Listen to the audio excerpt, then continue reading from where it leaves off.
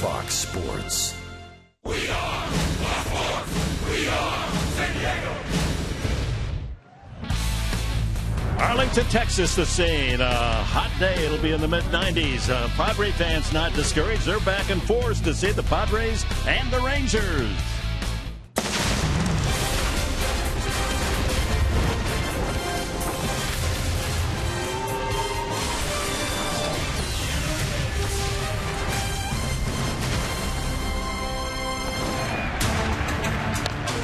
High fly ball to right field. That's hit pretty well down in the corner, and it is gone!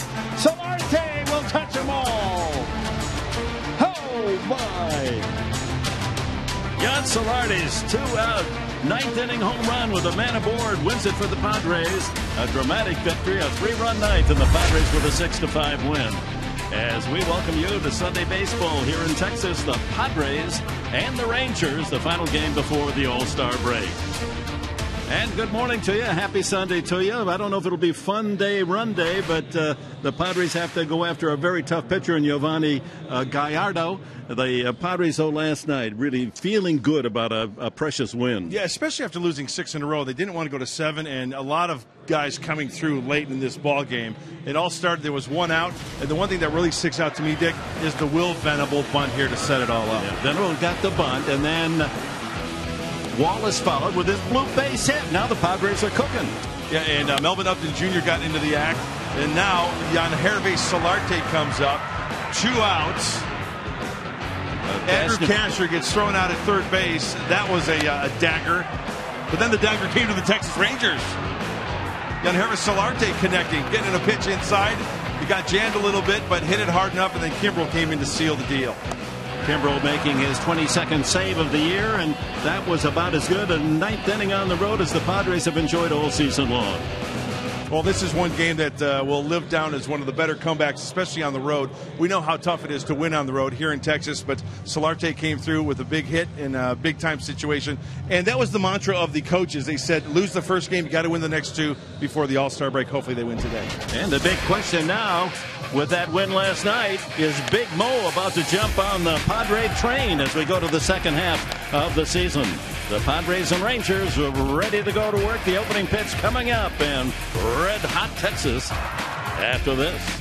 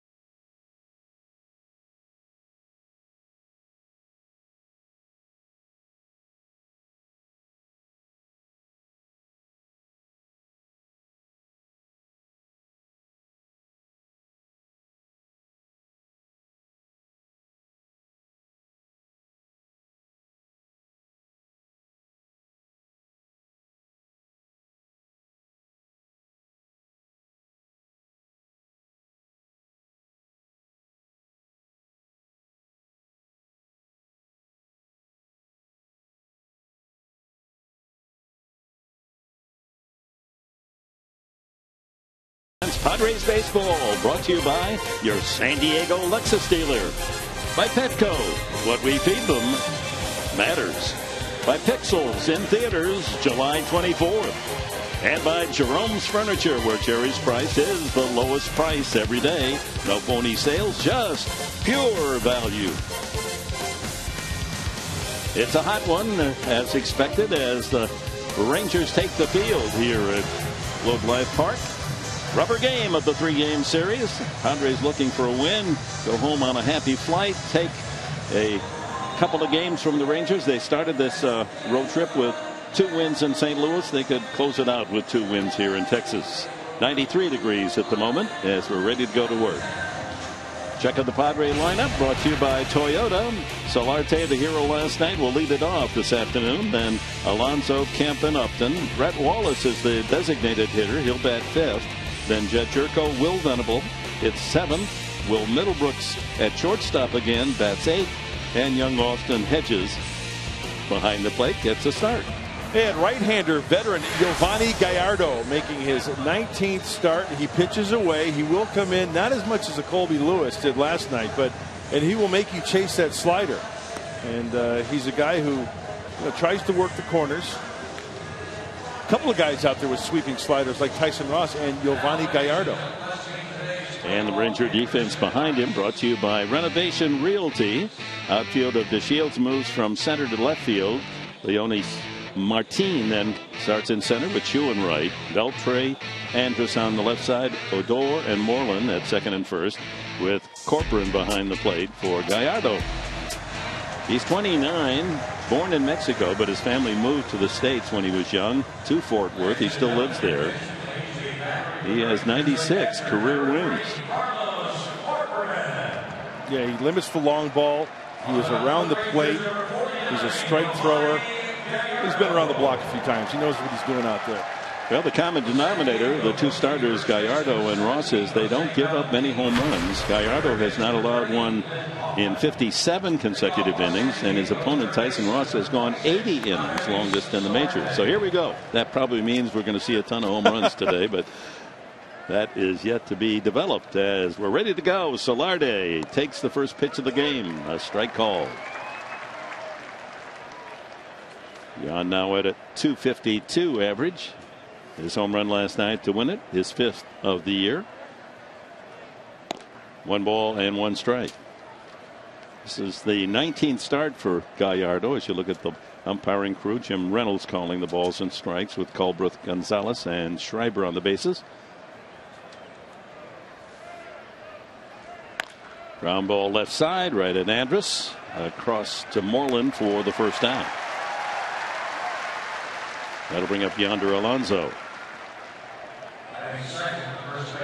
This is part of the game that you have to be mentally tough. A day like today, mid-90s, the humidity is up there. And you don't want to hear any complaining, oh, it's hot. Nah. You know what? Everybody's got to go through it. The other team's got to go through it as well.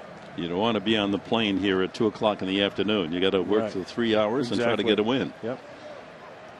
Alonso's average down to .292, but still the best on the club. And he takes ball 1. Against Gallardo, Matt Kemp has had success, 300 average. Alonso 389 with a couple of doubles, a home run, and Venable also 350 with a home run. They're all in the lineup. 2-0 to Alonso. Well, I did a little math. It's not my strength math. High fly ball center field. Martin coasts into left center to make the catch. But I think I got it right before this game, Dick, when you combine both pitchers. 107 innings plus for Gallardo, 103 for Tyson Ross. That's combined 210 innings. How many home runs? Only 10 home runs between them. 7 by Gallardo, only 3 Tyson Ross. And I double and triple check that. That's good work. Yeah, I like that. The man never sleeps. He just work. Oh, I sleep. No way. You know that. Yeah. Matt Kemp, 2-run home run last night to get the Padres going after Moreland had hit the first of his 2 solo homers for Texas. What a game. Kemp's had a couple of home runs on this road trip. 1-1. A little cut fastball or slider at 87, down and away. It's one of those pitches that Gallardo mastered when he was a Milwaukee Brewer, and pinpoint control on that last pitch. 2 balls and a strike, a little inside. He creates a good downward plane. His arm slot is almost directly over that T on his cap. 2-1. The second baseman Odor shifts over to the left side. The shift is on now, and it's 3-1. Student body left.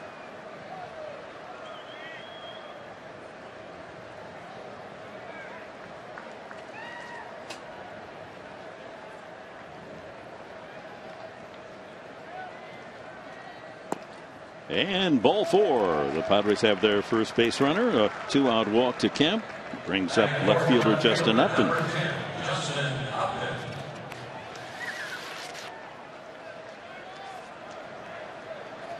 Upton, his average has dropped down on this road trip to 256. Continues to lead the club in home runs and RBIs. He's been void of a home run for a couple of weeks now.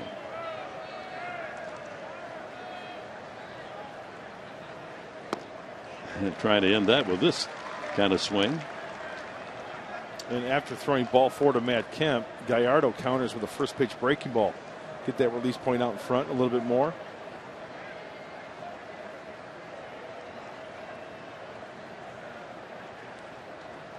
It's the kind of day where both pitchers will relish quick innings. Yes. Don't want to get into that walking mode, and that'll be a challenge for Tyson Ross, who leads the National League with most walks. Try to be efficient today. Hey, and your defense is going to love you if you have quick innings as well, getting in that dugout rather than standing out there in that heat. 1-1. It just misses. 2 balls and a strike at 90 miles an hour. Gallardo had a streak of 33 1/3 scoreless innings, consecutive innings, until his last outing against Arizona. He gave up a couple of runs in the 5th inning. He's been almost unbeatable of late. Unhittable. Another swing and a miss. Well placed breaking ball on that low outside corner. Now his record misleading as you look at Brett Wallace on deck. 7-7 record, but he's number 6 in the American League in ERA and number 11 in batting average against. Opposing hitters only .230 against Gallardo. In the dirt. That runs the count full. So payoff pitch coming up, and Kemp will be off. You look at Jeff Bannister, first-year manager of the Rangers. His team starts today 42-45, but just 5.5 games behind slumping Houston. Astros have lost 5 in a row.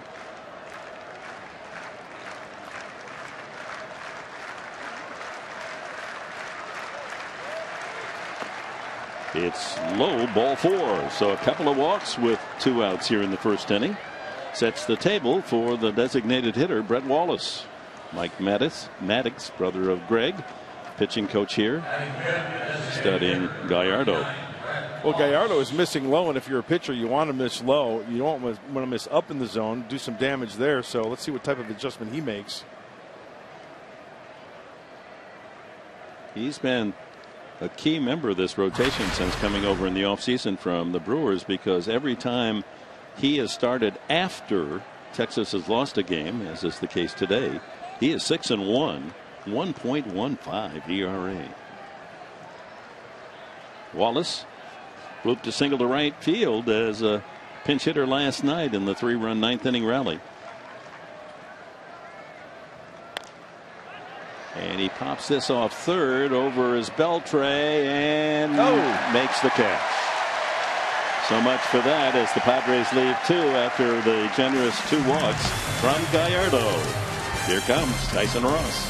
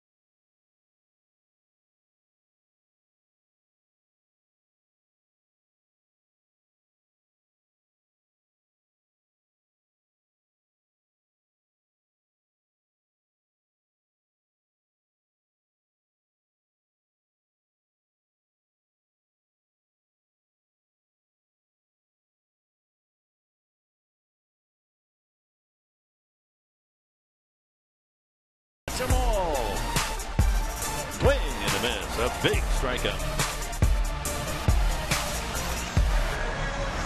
And welcome back. Tyson Ross, of course, with that home run, the first by a Padre pitcher this year. And here we go. The Rangers lineup brought to you by Hyundai. DeShields again leads it off with Chu. And Prince Fielder on his way to the All-Star game. Second best batting average in the majors. Adrian Beltre cleanup. Mitch Moreland with 2 solo home runs last night. Rougned Odor, the second baseman, followed by Elvis Andrus and Leonis Martin. Carlos Corcoran, the catcher, bats 9th. First pitch by Tyson outside. DeShields elevated into the lineup here, and Jeff Bannister likes what he sees, the speedy youngster. And he says his goal is he wants to score at least 1 run every game. How about the scouting report on Tyson? Well, for his 19th start, the Texas Heat, mid-90s, and the Texas Twister. That's the slider to twist up those hitters in the box. I was going with the Texas theme. I like it. Catch that. Yeah, that's both common knowledge. I think everyone in the ballpark picks up on that. And everything's big in Texas. And we got a big right-hander on the mound. DeShields looks at ball 2, 2-2. He's hitting .261. Leads the team in stolen bases.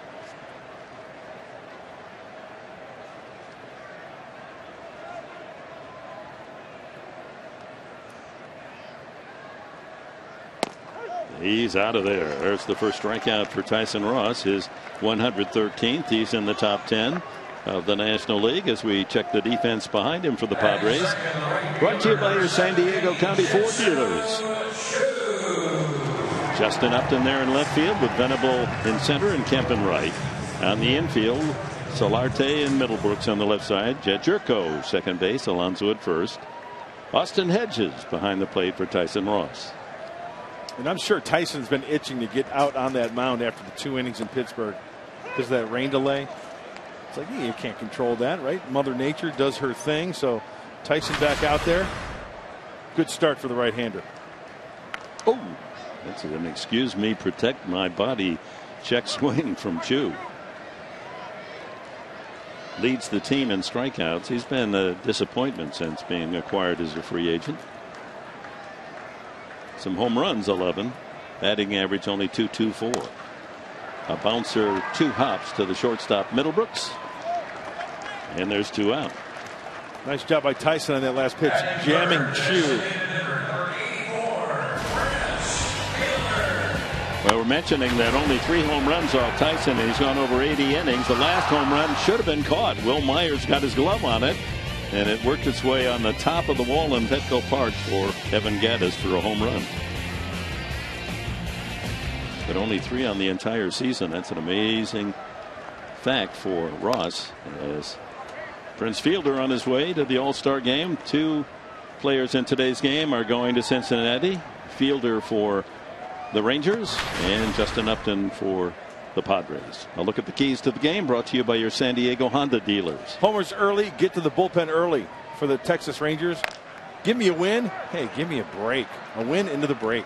3-1 on the putout. Ross, who is one of the leaders in ground ball outs, gets 2 in the first inning.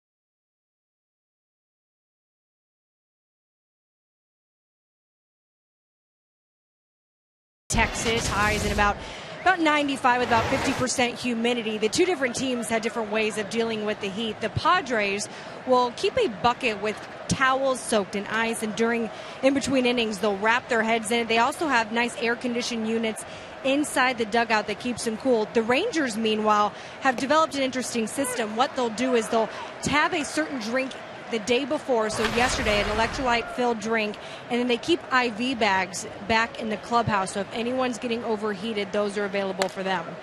All right, thanks for that report. Jerko grounds it to the right side. Odor ranging to throw him out. Odor was swung way over near second base. He had a long way to go, but the ball wasn't hit hard and able to make the play. 1 out to Will Venable. How did you keep cool on the hot day back when you were pitching? You know, like Chris said, that technique has been around baseball for a long, long time. They'll put ammonia water in the water with the ice, and then it just opens up your passages, your nose, and it just refreshes your head and cools down your whole body, especially around your neck. But obviously try to stay in the shade, and also down the tunnel a little bit, because you get a nice little draft of air, maybe some air conditioning if there's a tunnel just off the dugout. Will Venable, his bunt single started the 9th inning 3-run rally for the victory last night. James Shields not figuring in the decision, so he hits the break. 7-3. Ground ball off the glove of Moreland, and it trickles out into right field. Venable going to gamble on 2, and he's going to make it. As right fielder Chu was out there counting the pigeons, and Venable keeps right on going to third base. Oh, the fans don't like that. That's a boo for Chu. As Venable just kept right on running, and now with 1 out, he's in position to score on a base hit. Now Chu, I don't know what he was looking at. And finally, Odor has to go get the ball, and Venable, what good hustle by Will Venable. Wow. First of all, I thought Moreland had a very makeable play, but Will Venable, how about this is all on his own? I think that's a triple. I hope so. A 200-foot triple. It is. Official score rewarding Venable for his hustle. That's great hustle. Take note, everybody watching. Oh, the Phantom Cam, the dirt coming up. Oh, watch out, those hands and thumbs into the base. I know. It claimed another victim. D. Gordon is out. Thumb injury, sliding into first base. Infield is in. And Will Middlebrooks get that ball in the air and give the Padres a lead. Okay, I got to be honest with you. I do have Will Venable for pick the stick, but I think Moreland's got to make that play. I think that's got to be an error. It was a one hopper to his right, for the love of Pete. And don't get me wrong, I'm glad Will Venable is on third base with scored a triple. It was a tough enough play. I think if there's an error, it's the mental error or on the right fielder. I think it should be a double error. It should be E3, E9. You wonder what he was thinking out there. I know. Come on, Odor. More. Come back out. It's almost going to hit me on the feet here. You got to come on and get those balls. Now, can the Padres take advantage? Hey, usually it's the outfielder backing up the infielder. How about the infielder backing up the outfielder there? Ground ball to the right side. Here comes the plate of the plate, and he scores as the ball gets away. And now it's Middlebrooks on his way to second base. Venable on contact coming home. There was a good throw, but ball and runner arrived at the same time, and Corcoran couldn't make the tag, and the Padres lead it 1-0. Hey, an inning like this will make the Padres forget about the Texas heat, as that short hop to Corcoran cannot be caught. Odor had to go to his left, so advantage Padres, advantage Venable. And look at Will Middlebrooks, Will Middlebrooks. As soon as he saw that ball go by, he takes another 90 feet. Another runner in scoring position. Credit him with his 29th RBI. Middlebrooks, he's safe on the fielder's choice, moves to second on the error by Odor. Number 9 in the lineup, Austin Hedges, fouls it back. Again, you come to the ball yard. Here we are. Technically, the first half of the season, we're beyond the halfway point of the regular schedule, but the All-Star break marks the midpoint. And we haven't seen any inning like this yet this year. 200-foot triple for Will Venable. Up the middle, base hit for Hedges. Here comes Middlebrooks. No, he's not going to come from third as the throw way offline by Martin. But we saw earlier what a strong arm the young outfielder has, and Glenn Hoffman holds him up at third base. But Hedges comes through with a solid single to center. His 6th hit in 46 at bats, and he just improves with every outing. Hopefully the hitting is contagious. Here in this 2nd inning, the Padres are putting the ball in play, swinging early against Gallardo, and a nice path of that head of the bat through the hitting zone for Austin Hedges. That ball was squared up. Even though it was a grounder, 1-2 hopper, that ball was squared up. Jan Solarte then with runners at first and third, and 1 run in, only 1 out. Infield will play back up the middle for a possible double play. And Solarte takes a strike. Grounded to short his first time. Padres at the corners. Here in the 2nd, they take the early lead. They're 28-15 when they score first.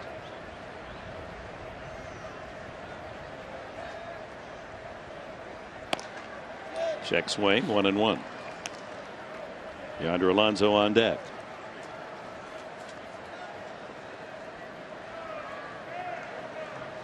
Solarte's home run last night right over the 349 sign down in right field corner. Low, 2-1.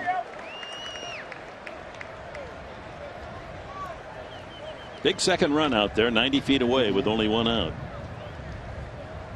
You get that pitch count up too. You want Gallardo to be out there in that heat. You can get him up around 25 pitches, 30 pitches in 1 inning. Foul back by Solarte.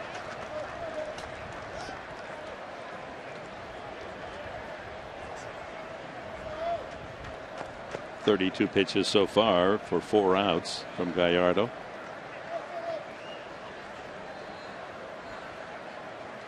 Catches at first, a safe lead. Down the line at third is Middlebrooks. And a strikeout. Breaking ball. Solarte way out in front. 2 away. Well, Gallardo going to one of the breaking balls that he doesn't really throw a lot of. That's the curveball. He gets Solarte way out in front. For a strikeout for Gallardo, he picked the right spot to help himself out. Now it's up to Alonso.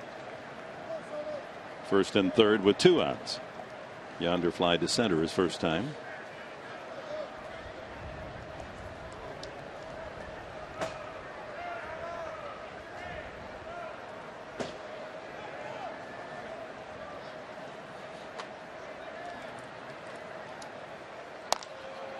Fly ball to right. Coming up to get it is Chu. And the Padres will settle for 1 run on the short triple by Venable. His hustle gives the Padres a 1-0 lead after 1.5.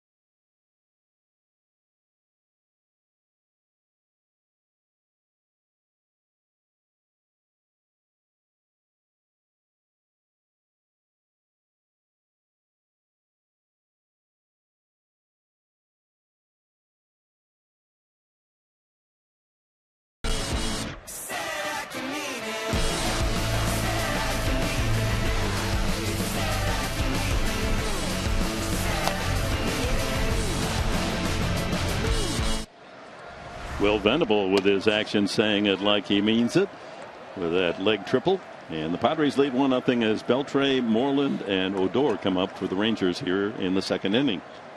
Tyson needed only 10 pitches to work through a 1-2-3 first inning. Beltre pulling back. That ball was on the plate.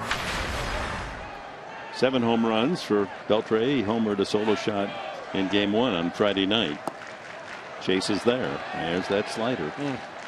Devastating. He's thrown more than anyone in baseball this year. Ross, they count these things. 814 sliders coming into the game. And Tyson, he is just so strong. That right arm of his forearm. You know, to throw that pitch, the number of times that he has over the course of his career. I mean, you know, the slider is probably one of the tougher pitches on a pitcher's arm. But look at the size. He's got Popeye forearms. 6'5", 230, great shape. The Berkeley Bear throws, and he's got another strikeout. He catches Beltre looking. Brings up Mitch Moreland. He's working at a quick pace as well. Beltre, frozen pizza. See ya. Moreland with a pair of home runs last night. He's had a remarkable run of home run success here of late. In the last 11 games, he's had multi-home runs 3 times. Don't let him get hot in the game, huh? And he's had 8 home runs in the last 15 games total. Now leads the Rangers with 16.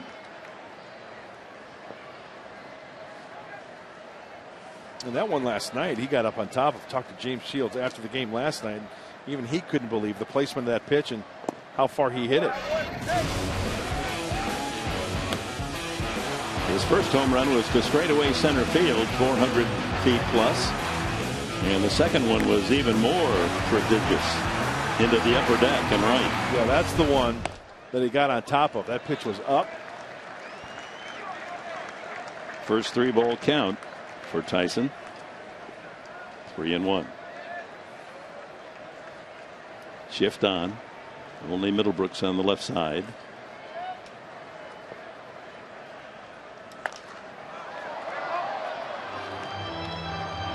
That's a souvenir off the facing of the third deck. Comes down to an eager fan. Makes a nice play.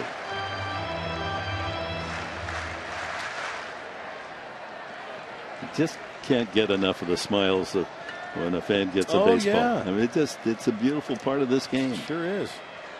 3-2. And there's the first walk from Ross. His 54th of the year.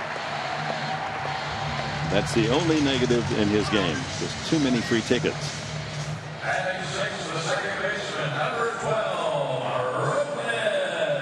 So you can make the argument that through the first half of this season, he may be the most reliable Padre pitcher. I mean, Shields had a great start. Hasn't been able to pick up a win in the last 5 weeks plus. Ross has basically in every game. He just hasn't had a lot of run support. That's a strike to Odor. And the amazing thing about Tyson is that with all the walks, he has still only given up the most runs as 4, and that's 2 times over the course. Yeah, you know what I'm saying? No, it gives you a quality start almost every outing. He makes that one pitch that can get a double play or a big out. Ground ball up the middle, should be 2. Middlebrooks goes to the bag, fires to first. It's a double play. 6-3. And that's it for the Rangers in the second. On to the third. Oh, that double play. The pitcher's best friend. 1-0 Padres.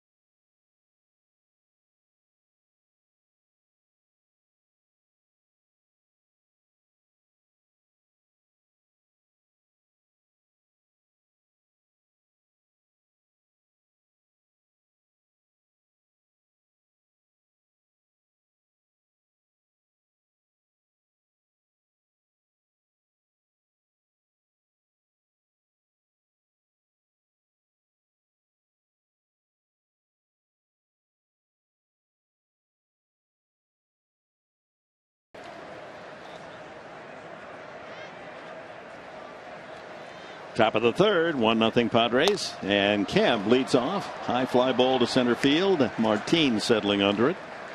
1 pitch, 1 out. He walked the first time.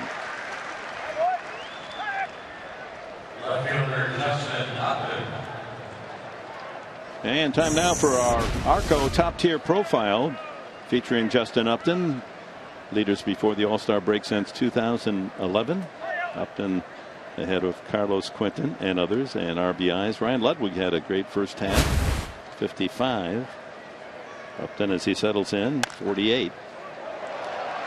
And sharp ground ball to third, but Beltre with the glove. 2 pitches, 2 outs. Well, that'll keep right-hander Gallardo happy. He used 34 pitches for the first 2 innings.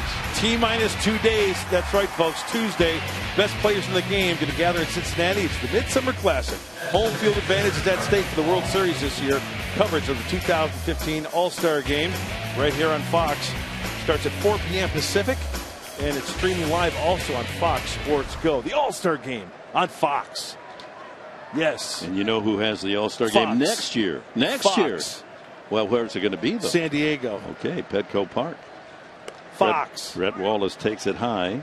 And a reminder, fans, they're going to reveal the logo for the 2016 All-Star Game in San Diego at the Park on Friday morning at 10 o'clock. You're welcome to join the activities.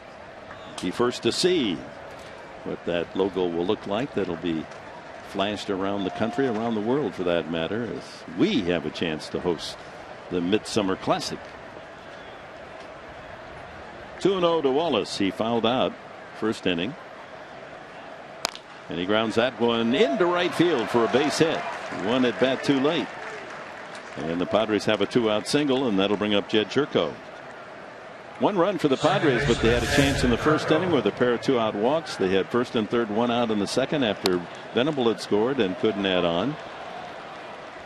As Wallace delivers the single, and Jerko grounded to second his first time. Down and in seems to be the happy zone for Brett Wallace. Nice to see some 2-out thunder here. Tyson Ross would like to see some runs. 10 out of his 17 starts. Ross has received 3 runs or less. Give him some offense. He'd have a record of not 5-7. It'd be more like 9-5.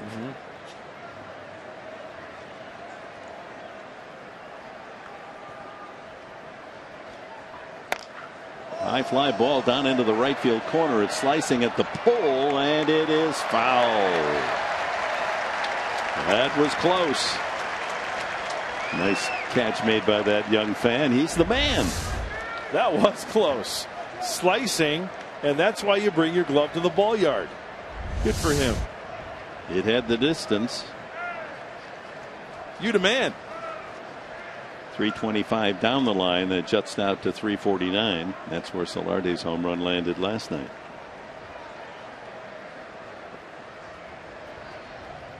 One and one. 2-1. And we talk about how hot it is for the pitcher. How about the catcher with that gear, and the umpire wearing that protector inside his shirt? That doesn't breathe much. So Jim Reynolds has to take the punishment of the weather today. Yeah, that's a hard day's work.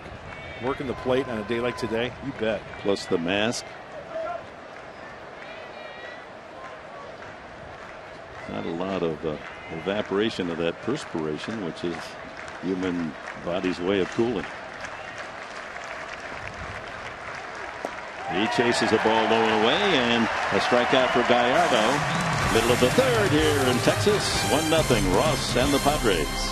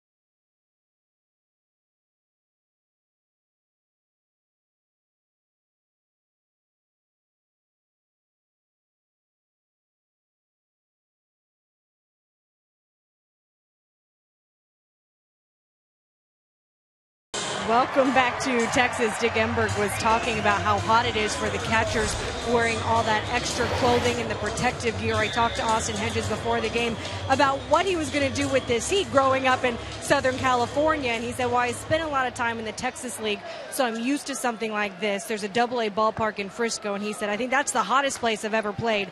He goes, I just have to stay hydrated. I'll put a towel over myself. Also, I've noticed what he's done is even if he's not going to hit, he'll still take that chest protector off just so that you're not sweating extra in between innings. Right. Good report. Yeah, thank you, Chris. Of course, the Padres' top two farm teams are here in Texas, El Paso and San Antonio. So the players coming through the system, they get the experience of playing in the hot, usually dry heat. A little more humid today. Andrus leads off. Rangers here in the third. When I played in the Texas League in Shreveport for the Captains in 1983, we were allowed at our stadium in Shreveport to have a towel behind the mound so we could towel off because of the perspiration on your forearms and your face and everything. The umpires allowed us to put a towel behind the mound. Never seen that. Yeah. And knowing how your pores perspire, you probably had a couple towels. Full lather. Yeah.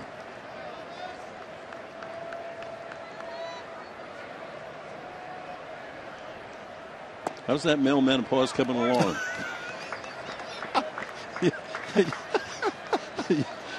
It's 60 degrees in the lobby of the hotel. You got a towel mopping your brow. Something's going on there. 3-2. And there's a leadoff walk. Second for Tyson Ross. Second walk. Well, Austin did a nice job of trying to frame that pitch. That was a slider on the inside part of the plate. Looked like a pretty good pitch.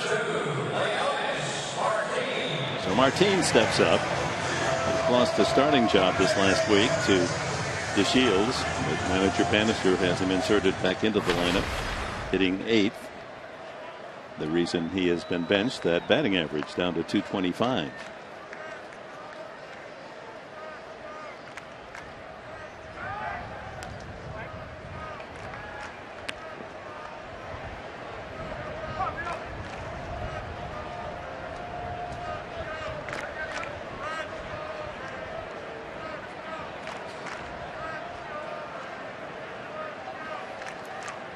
Love the pick box there. Gives you an indication how far off the runner is.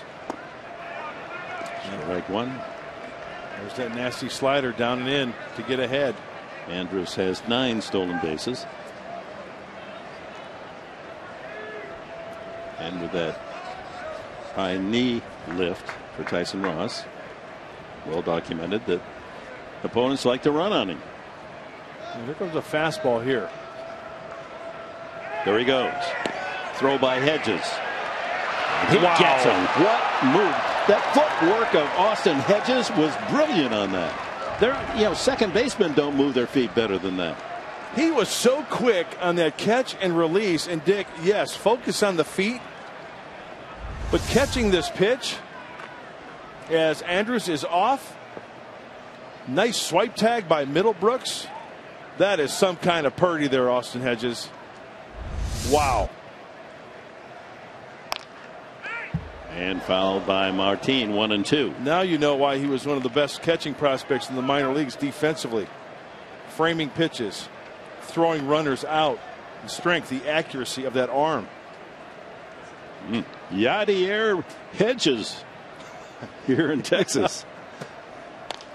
Fly ball slicing toward the fans down that left field side. It'll make it back a few rows.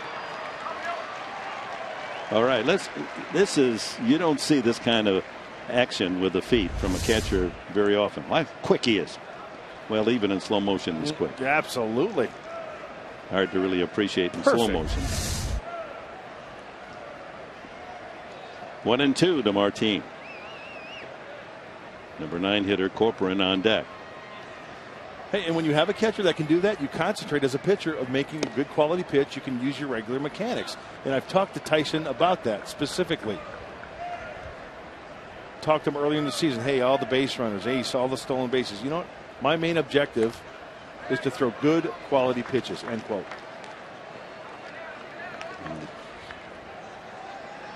The ancillary to that is I'll try to hold him on, but I'm not going to use a totally different motion. Now here, full speed. Look at how quickly he's up. A quick Krog hop and fire a strike for an out. 2 hopper to Jerko. He'll take a dozen of those. An easy out. 2 gone here in the third. Corcoran batting just 181. He crossed the game on Friday night, went 0 for 3.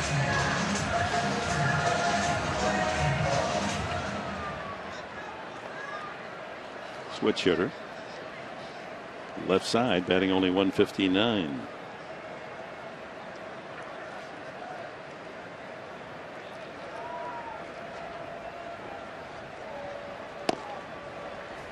In on the hand, strike 1.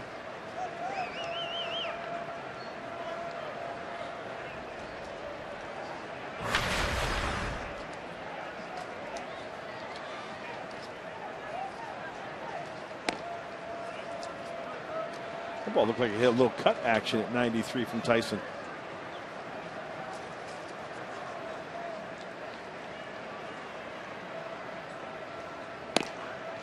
In there, 1-2. When Tyson Ross stays on line with that delivery, he is absolutely nails.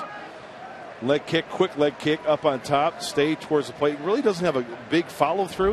Kind of stays tall, but he can still get extended. Chop foul. Oh, love the phantom cam. It's the phantom pitch too, the slider. And look at the focus. You can't see it. It's the phantom pitch. Front side, stay square, start to go forward, plant. Now start to get up on top and drive forward. Okay, you got that cap going towards your target still. Nice. Another foul. You know what? I always talk in slow motion when I see the phantom cam. It's like subliminal. It like gets in your head when you see something slow. You got to sync it up. You know, picture with audio, video, audio. You see how to sync it up. Just part of being a pro in our business. 1-2. And another foul. I don't want to jinx Tyson Ross. Oh, here we go. But he's now gone 82 2/3 innings without giving up a home run. That betters Chris Young's run in 2007. And his streak now, if he goes through 13 straight games, swing and a miss, strike 3. You have to all go back to Randy Jones Day. We'll follow up on that thought when we come back. He's faced the minimum through 3. It's 1-0 Padres.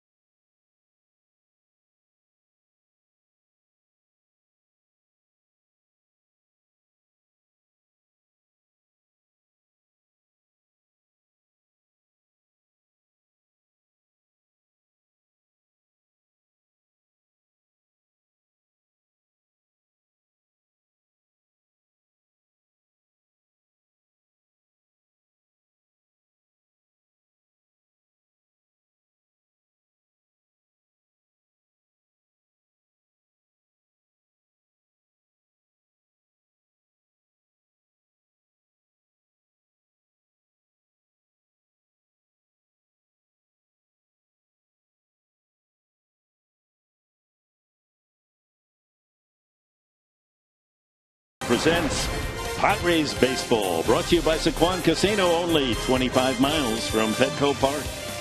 by Jack in the Box. Try the new Double Jack today only at Jack in the Box. And by 5-Hour Energy Shots. Have you tried great tasting 5-Hour Energy lately? What in the world we got going here? The broomstick is what that's called? Oh, boomstick. Because it's not so tender, the broomstick, but the boomstick is good, huh? Is that a big hot dog? $26 it costs to have one of those. That you don't eat for a whole week. I thought it was a foot long, but and then some. Everything's big here in Texas. Yes, it is.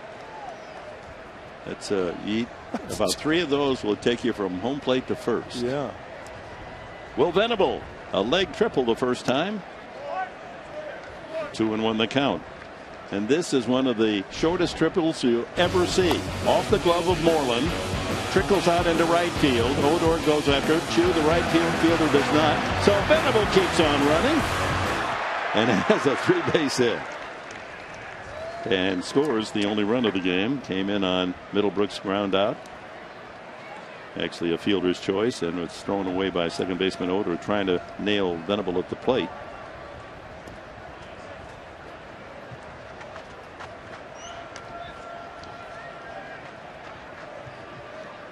It was Will's third triple of the season. That's the high mark for any Padre.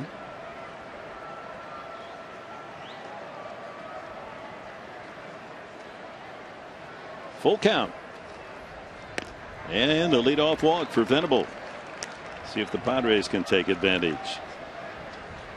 Time now for our San Diego fans of the game. And we've seen a lot of Padre gear around Arlington. Fans have come to cheer San Diego, and they're rewarded. Look at that gentleman, fully attired in San Diego paraphernalia, and makes the catch. Hey, they're all over the place. Yeah, the man isn't, he's not from San Diego. We're recruiting him. That's right. Get him over to Petco. Middlebrooks playing shortstop, starting the last 2 nights.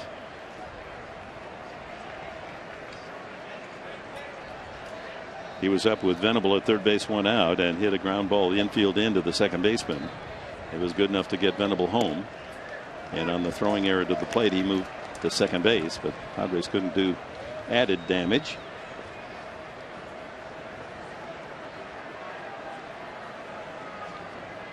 He had 9 home runs in a hurry this year, but quiet of late. Texarkana, Texas, family here.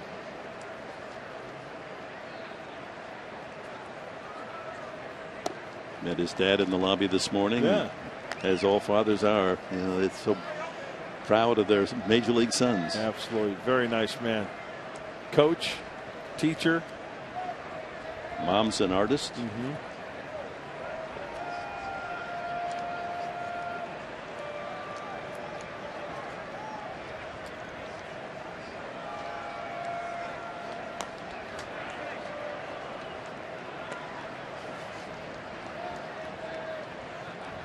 Keeping a close eye on Venable, who has 6 stolen bases this year.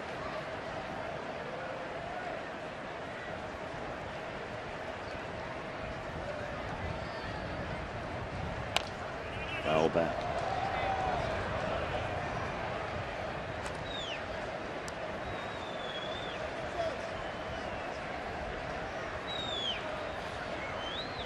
That would be an interesting feature, wouldn't it? If you had the facility to do it. Go around all the ballparks to find the most outrageous edible item. I'd be on that. I would like to be the reporter. No, I'd be interested in that. You could even be as a reporter. You could be the sampler. Have a vote. Yeah. I'd say outrageous. You don't have to eat it all. Just I was going to say, yeah, please no. That was really a monster meal. 1-2. Crowds in with a fastball at 90. That was also almost kielbasa-like, you know. Yeah. What's the most outrageous thing you've ever eaten? You know, I love sushi, but I won't go off the board too much. They don't cook that. I know. That's the thing. 2-2. Runner goes, and Venable's got to hustle back to first. They deked him, but the ball was hit high enough, and before Chu could throw to first, Venable scampered back. One away. Hey, tweet your strongest fan photo. This is fun for you fans out there. All you have to do is use the hashtag. Use hashtag SDDataStrongFan. That's hashtag SDDataStrongFan. And you just might see yourself in an upcoming telecast brought to you by T-Mobile. Have some fun with that. One out. Venable at first base. Padres lead 1-0 in the fourth. Austin Hedges singled, but Padres couldn't get the runner in from second. Middlebrooks was held at third back in the second inning. Pitch out. Venable not going. Here at the Globe Life Park in Arlington, they also have Chu Mongols after the right fielder, the Korean barbecue sandwich. Really? And Beltray Busters, a giant hamburger. But the hamburger meat just did get back. The beef comes from Nolan Ryan's beef industry. I guess he has an incredibly large company that serves top beef to Texans. Will Venable, he was leaning towards second base, and Jeff Bannister is on the top step. He is now going back into the dugout. But as a runner leading off first base, you're diving back, dive towards the outside part of the bag right there. That's where you want to go. It's a farther tag for that first baseman. 1-0 to Hedges. And after a pitch out, that's a perfect time for the pitcher to go over to first, because they're figuring the runner might be trying to go after a pitch out. Big swing and a miss by Hedges. His single was up the middle.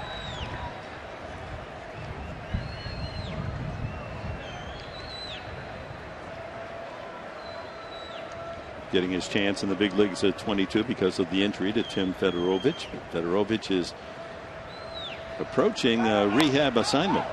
Venable was going on that pitch, fouled away. Oh, and Austin had the right idea. He had the right idea. That was almost a hit and run type swing. Either it was a straight steal or that pitch was around the plate to where he can protect. See, sometimes it's really kind of hard to figure out. I've actually talked to Dave Roberts about that. You know, that pitch was so close, you know, you're going to swing because the runner's going. You can see that runner is going. You try to shoot it to the right side. If you want to know it's a true hit and run, it's a bounced pitch or well out of the zone, and the guy's swinging, trying to make contact.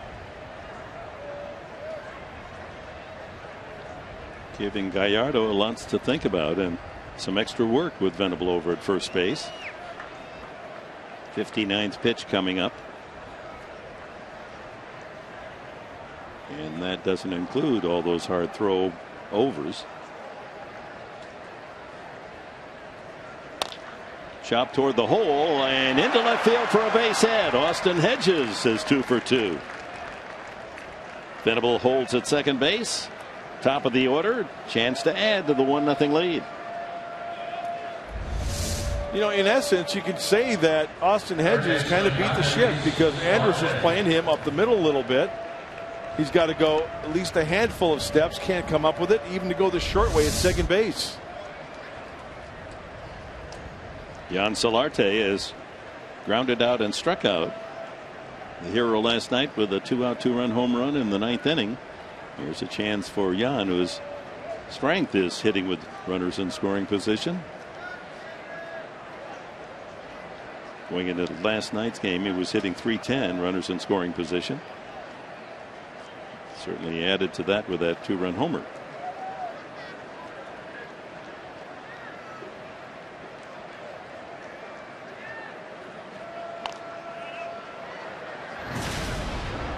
And again, this was such an important emotional moment for the Padres in a 6-game losing streak that Solarte with 2 outs in the 9th to win it for that home run. That really had that dugout jumping. 1 out.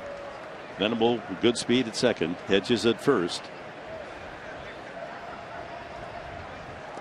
And a swing at the curveball in the dirt.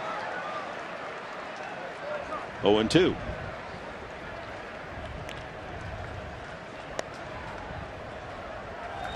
Gallardo, as I remember him at Milwaukee, his fastball was up 94, 95. He's had a little bit more velocity. 90 most of the day. That, of course, was a breaking ball, but going more to the off speed and breaking pitches. See, 90 is high today. That 76 is the curveball we just saw. There's another one. 1-2.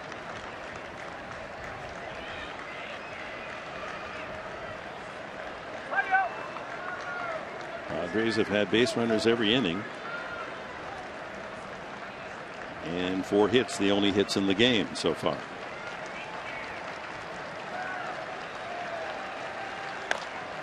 Rolled to the left side. Third baseman Beltre, only one play across the diamond for the second out. And the runners move up. Venable to third. Hedges to second for Yonder Alonso.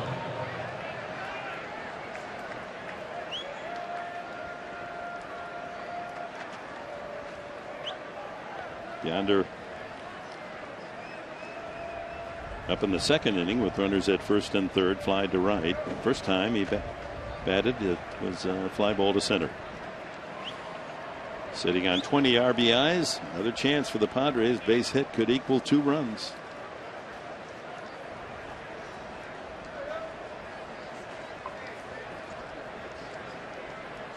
Gallardo trying to rub a wrinkle into a new baseball. Alonso trying to find a gap in that outfield or infield. See what the first pitch is. I'm guessing it's going to be a breaking ball. Oh boy, did he get a call there? A little cutter or slider at 87. And I think you're right, Dick. Corcoran dragged that one from outside over the corner to get the strike call.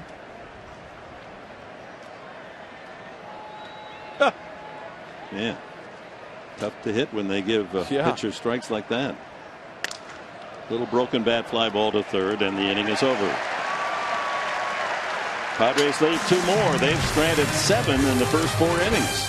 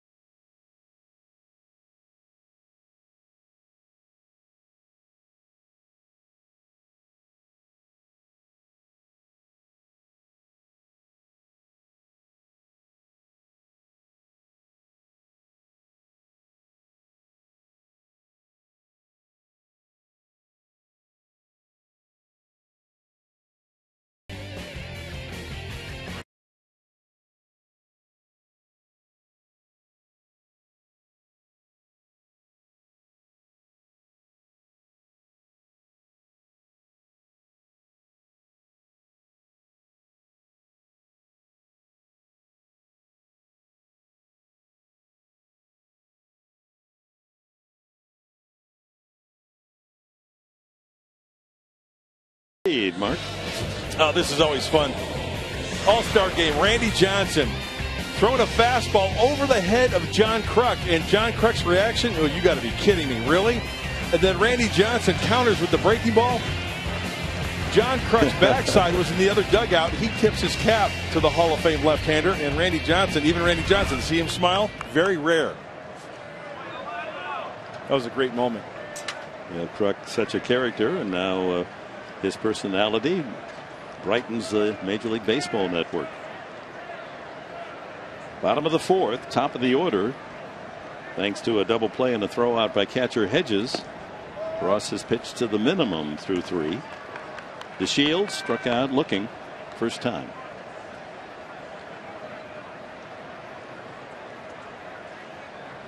Solarte edge of the grass at third. Shields likes to bunt. DeShields.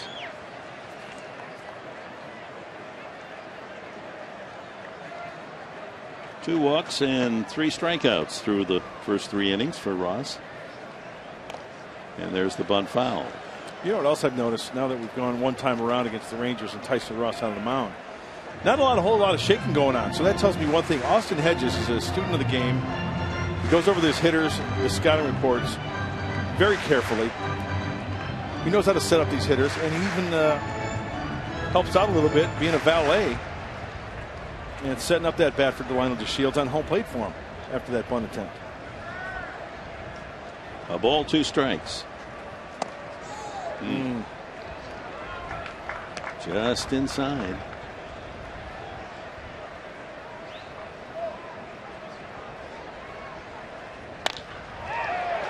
That's the first hit of the game as it goes off the glove of Middlebrooks. Venable will hustle the throw to second base, and DeShields, boy, can he run. As a double. The first base hit for the Rangers today, and a leadoff double, the tying run in position for Texas. This ball was scalded, and it eats up Will Middlebrooks, a in-between hopper, and then Will Venable. And watch the deke at second base. You see Jed Jerko? Like he was going to get the ball, and with the tag, not going to help out, but hey, not a bad idea. Over the head, and a nice job of backing up there, holding DeShields at second base. By actually deflecting the ball, Middlebrooks slowed it down for Venable, and DeShields saw that, so he was gunning for the double right out of the box as soon as he saw the play. Shin-Soo Choo grounded to short his first time.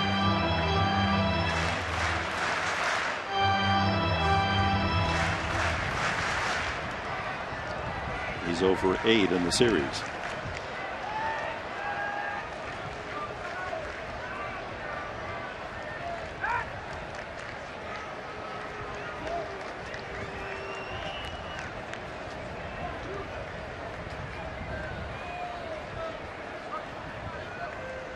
So the Padres tender 1-0 lead in jeopardy here in the 4th on the leadoff double to Shields. Did you see the tilt on that pitch? Straight down.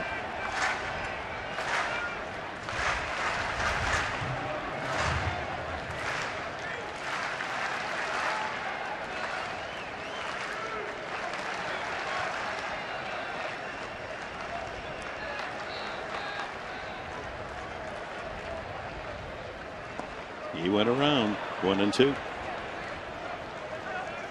Well, congratulations to Novak Djokovic. He defeated Roger Federer today at Wimbledon in 4 sets.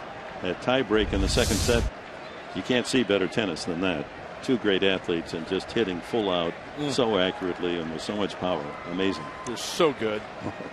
Would they ever be terrific shortstops, those two? Maybe put one at second, have the double play combo. 1-2.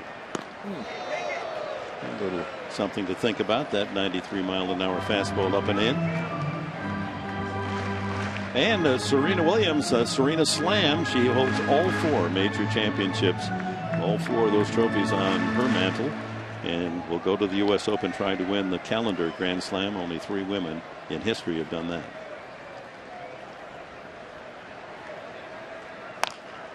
Off the fist, just beyond the Ranger dugout. And stayed up late last night and saw the finish of that Pittsburgh St. Louis game. What a game that was, huh? Andrew McCutchen walk-off. 14th inning. After the Cardinals had taken the lead, top of the 14th.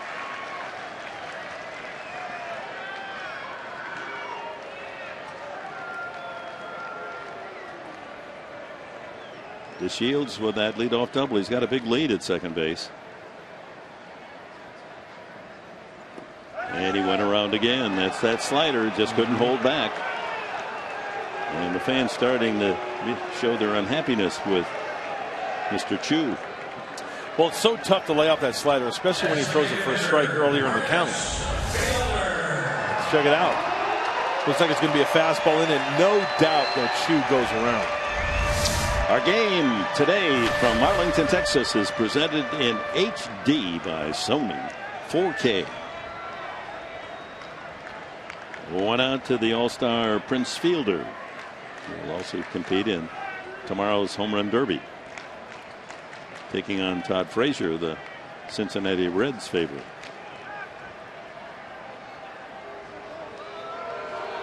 Good idea to keep him close, especially with the shift on with Middlebrooks right there. And with one out, that's the time if you're going to try to steal third.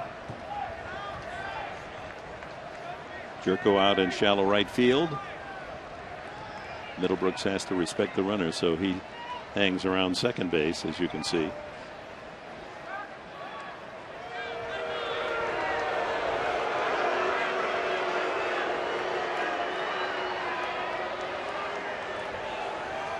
You know, another reason why DeShield's thinking maybe about third base is because Solarte is so far off the bag. Austin Hedges throwing to a moving target sure would be over third base, but Solarte would have to catch that throw on the run and then apply the tag. Fielder grounded out to first base his first time. Middlebrooks ducks in behind the runner, and Ross backs off. A little dance going on here between Ross and the runner, DeShields. Left-handed hitter, tough to steal third because it's a wide open throw for the catcher, and Hedges has already shown his arm. First base open. Dick, here's what I mean by Solarte being so far off the bag at third base. Now, he's got to hold his ground until Hedges catches the pitch. So if this runner goes, then he's got to go on the run to third base and catch it all in one motion, and I would have to think that that's advantage to Shields.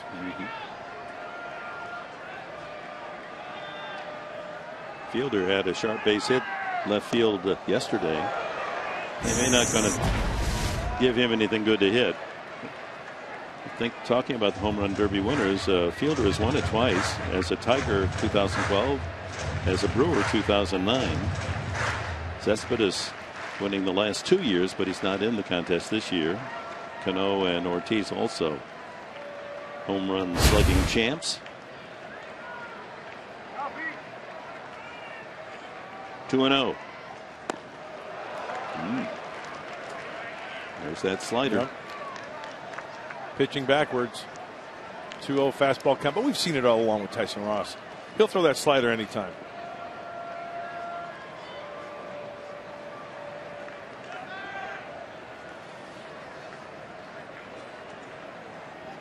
He's clutch all right. Runners in scoring position this season, 419.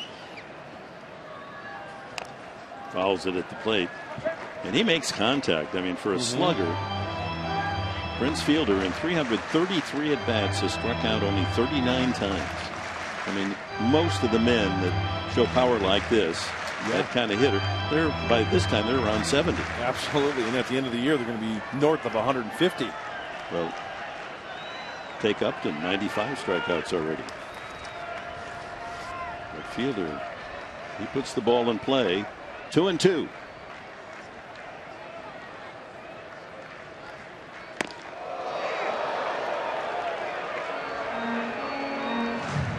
The chin music. 60th pitch of Ross coming up. A 1-0 game. Beltre on deck. Rangers have their first base hit, the double leading off to Shields. And a full count to the Prince. High fly ball. Oh, he just missed that. And now the wind brings it back in, and Kemp has to gather it in fairly shallow right center field. Balls hit that high in the air. The wind out of the southwest will tend to knock it back toward the infield. That was a major league fly ball. And just working underneath it a little bit, and Tyson Ross 2/3 of the way there after the leadoff double. Beltre struck out looking the first time. Touch the barrel of the bat as this pitch comes in, working on it, and that's where it starts its up path right there. And that ball off the upper top half of that barrel keeping it in the yard. Almost looked like the contact. A little smoke came out of the barrel of the bat. That does happen. You'll see players smell the barrel of the bat, saying that it's like wood burning. So Beltre playing with a bad thumb. He's on the DL. Word around the Rangers camp is he's not 100%, but wants to be in there. He's not using the pad today on that thumb. Give a little cushion on the bat.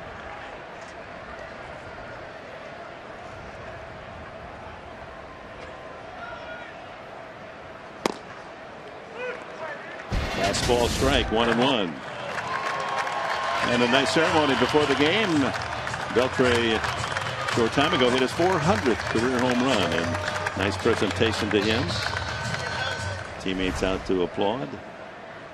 They also presented Prince Fielder with his All-Star jersey, and that was a nice moment too. Remember when Tyson Ross received that at Petco last year? Very nice. Once an All-Star, always an All-Star, huh? Yep. A ball and it's a strike to Beltre. Ross trying to dig out of a leadoff double. 2-1. Well, after the All-Star break, Padres resume play at home next Thursday, next Friday actually, Friday, Saturday, Sunday against the Rockies, and then the Giants are in for 3 and the Marlins for 4. Hope you've made your ticket plans. And on Saturday next, baseball night in San Diego. Be a nice giveaway. Not a bobblehead, but the same genre. Petco Park. Yeah, we can call it a figurine, maybe. Almost, yeah.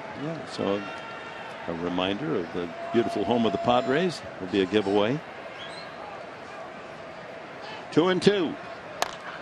Center field. Venable read it beautifully. I mean, he was going back toward the wall at the crack of the bat, and nice pitching by Tyson Ross to work out of a leadoff double by DeShields. How about the longest home run? The longest home run, I'm saying, in All-Star history. Okay. You know what it is? I'll think about it. You don't have to. It's coming up.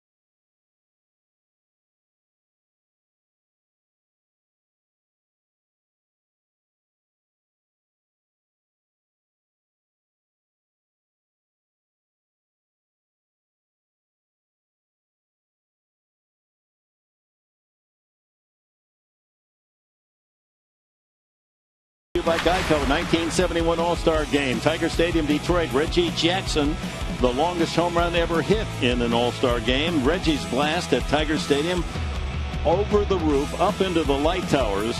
Jackson, a 383-foot shot. You don't see it on the. No one expected him to hit it all the way over that second deck, so the cameraman was focused on the upper deck and deep right center and didn't see the ball land.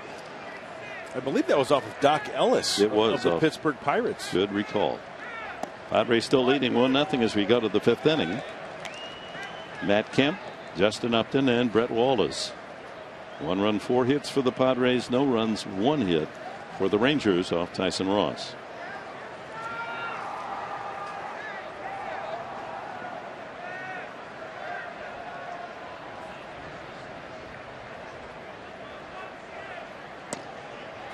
That's a strike, going 2.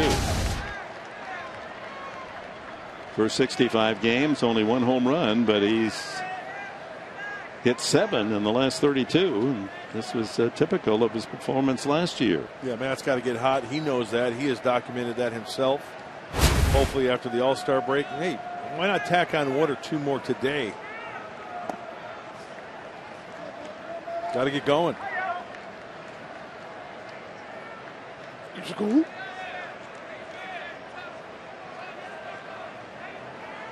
Got to protect yourself from the sun. Stay hydrated. And use the sunscreen.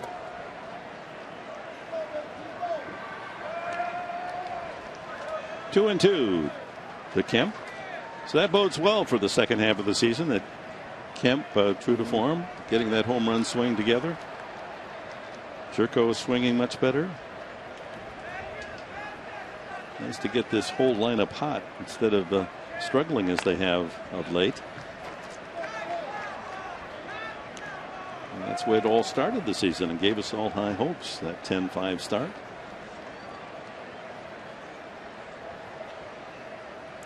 Matt had a .309 average during the second half, 17 home runs in that second half last year, 54 runs batted in. Take that.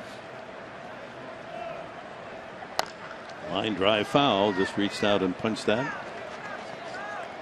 Spoiled a pretty good pitch from Gallardo.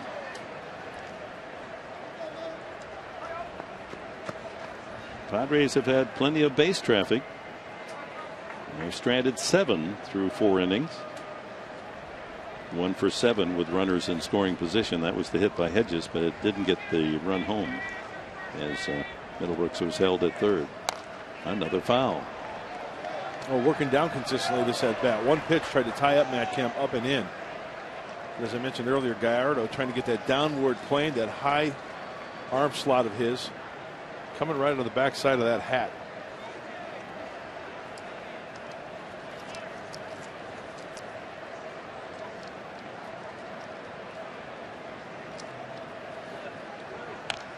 Another foul. Well, that was in the heart of the dish.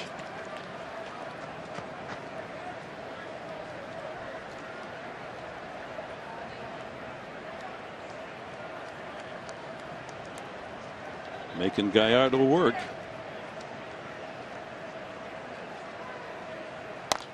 And then delivers a base hit to right center field. He might try to go for 2. No, he's going to ease his way up. He was going slowly to first base and decided better not test Martine's arm nor choose. Well, that was a hard working single for Matt Kemp.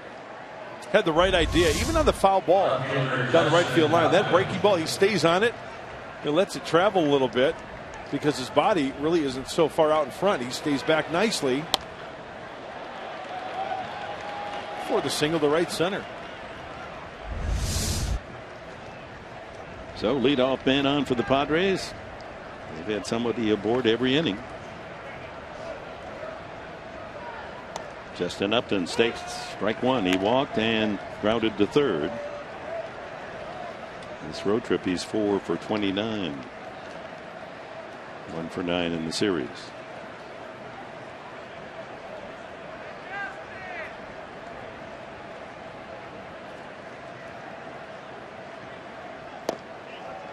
Remember, he did not play the final game in Pittsburgh with that sore side. We don't know how much that's impacting his swing here in this series.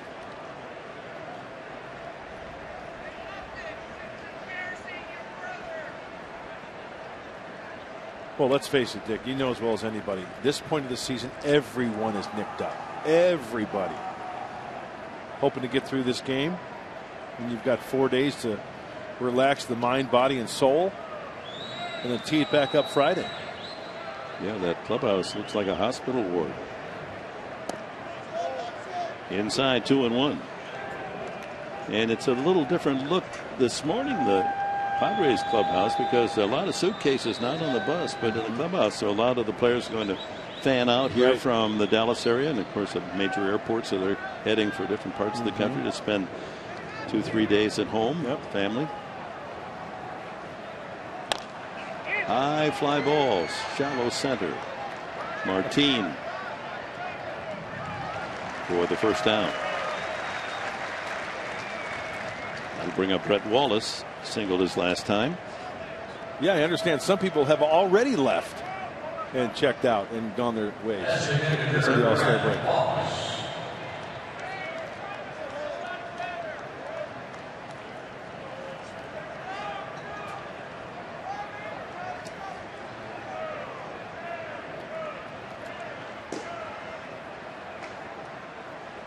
Pat Murphy wearing that jacket on a hot day like this.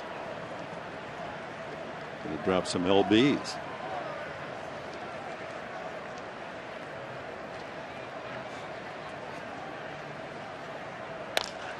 High fly ball to left field. That chases DeShields back to the edge of the track for the second out. Tagging and advancing is Kemp. Alert tag by the veteran on the long fly ball, and that'll move him into scoring position. Heads up play. Very heads up. Deep fly ball, and Matt Kemp, the play's right in front of him. This is called. So he's got to make a perfect throw to Shields. And a runner in scoring position with 2 outs. But that been in scoring position in 4 of the 5 innings. It's up to Jerko, who was grounded out and struck out.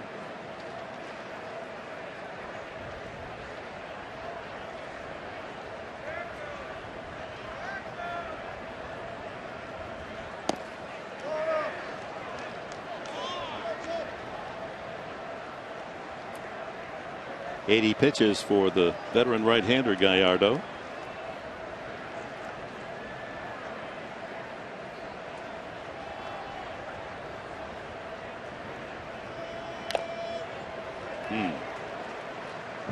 Corcoran took that foul tip.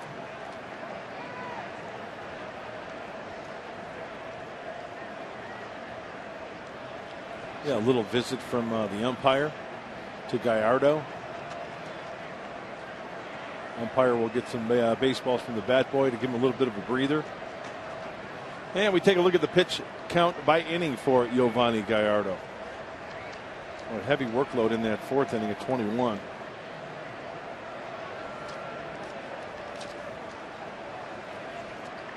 Got 3 yaws in the game. Yovani Gallardo, Yangervis Solarte, and Yonder Alonso.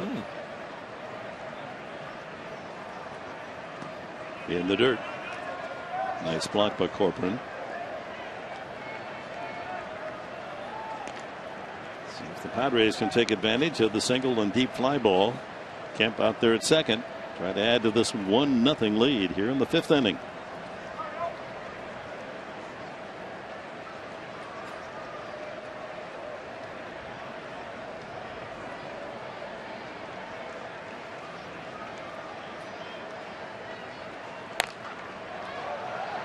That'll level the count at 2-2.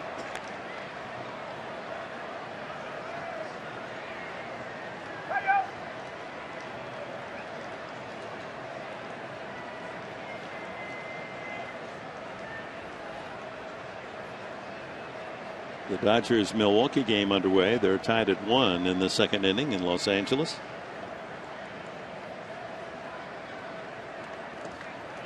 Another good block by Corcoran, and the count goes full. And a good take by Jed Jerko. Breaking ball in the dirt. Venable, a good day. He's tripled and scored and walked. A leg triple. We'll be showing you that again before the game's over because it's about a 200-foot triple. Hard to do. So 3-2 pitch. Ground ball swept to the left side. Andrus is there. Jerko is out. And the Padres leave another man in scoring position. They've stranded 8 total. We've reached the halfway mark in this one.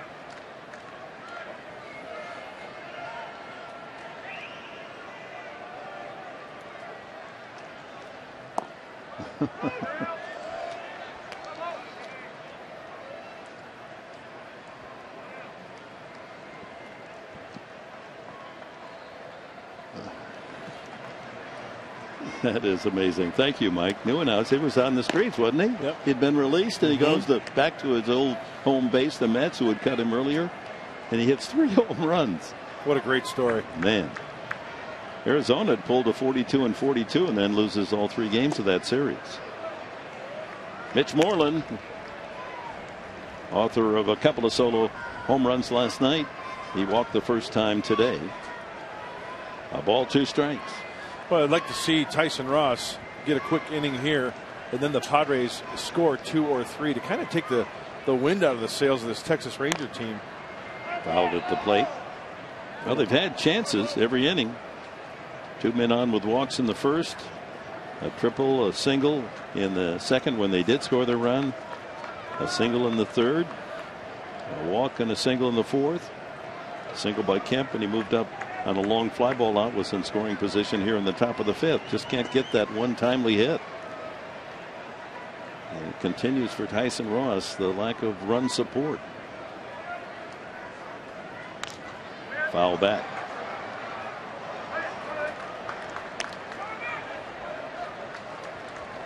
Only the brave master the sun here at the ballpark. Most of the fans are tucked in under the overhangs or the roof. Some down in the box seats, not wanting to relinquish that prime seat. Swing and a miss, strike 3, and that's number 5 for Ross. How about our national university standings in the NL East? With the Mets winning today, they pulled within 2 of the Nationals. The Mets have to be one of the surprise teams in baseball. Yeah. Atlanta 6.5 out. We're going to see Miami on the next homestand. They're 11 back, and Philadelphia struggling through a miserable year in Philly, 29-61. That rotation of the Mets, I'll tell you what, that's got the chance to be a great rotation for a long time. They've got some young power arms. When Zach Wheeler comes back, you've got DeGrom, Syndergaard, Harvey. This Mets kid. Yeah, but he's hurt. He got hurt, but wow. Ground ball rolled to the right side, right at second baseman Jerko, and that's it for Odor. 2 outs here in the 5th. What if you had the young arms of the Mets and put them with the young bats of the Chicago Cubs? Wow, that's quite a combo there. I mean, they've got kids that are 25 and younger. You could field a pretty good team with youth there. Elvis Andrus had walked his first time and was thrown out trying to steal. On the top defensive play of the game, Hedges' throw out of Andrus. That was textbook.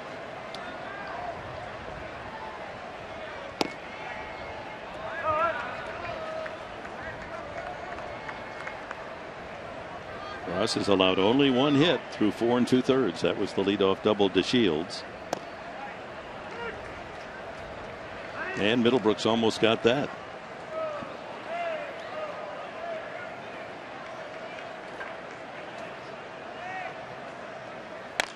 There's a base hit to right field. Trying to cut it off is Kemp. He gets there.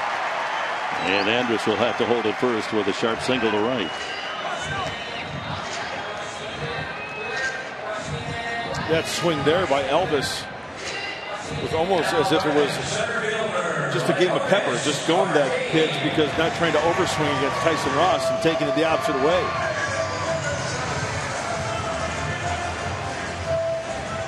With 2 outs, Leonis Martin grounded to second his first time.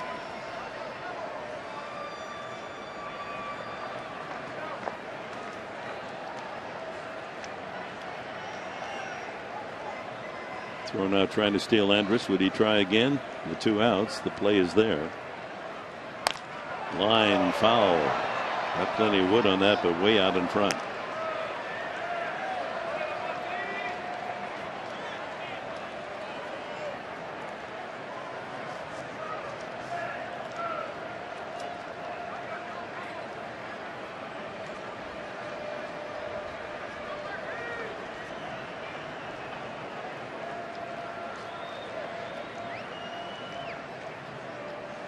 The Cuban Martin is 27. Snap throw and close at first base. Well, not only have to be quick to second base, but quick because you've got that front door closed with the left-handed hitter. Catcher has to throw behind the hitter. Alonso off, shuffle back from his knees. Oh, that was close. It really was. Yeah.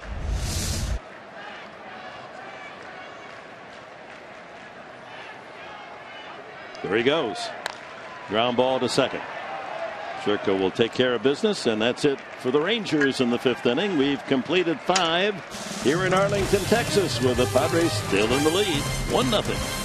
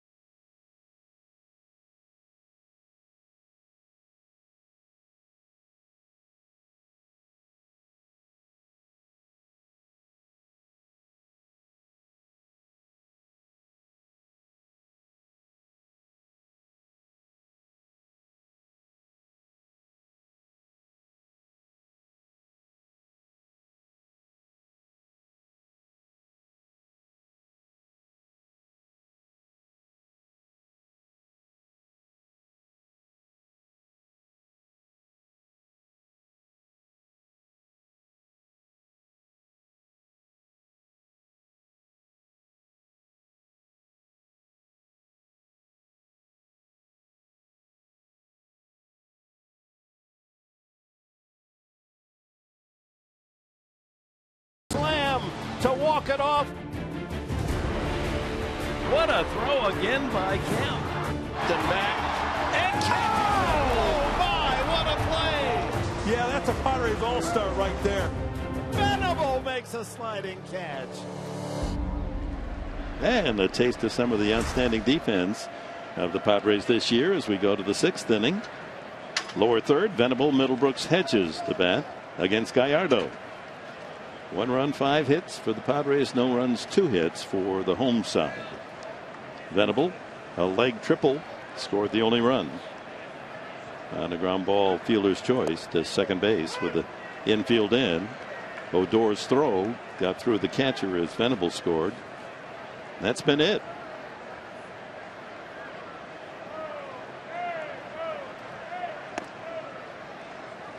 One and one. He walked the last time. This is the point in the game where pitchers approaching 90 pitches, see if they can start getting their breaking balls up in the zone, and that's when the hitters attack. It's either one or the other. You bounce it or you leave it hanging in the zone where you can crush it. Padres have had 8 base runners, 5 hits and 3 walks from Gallardo.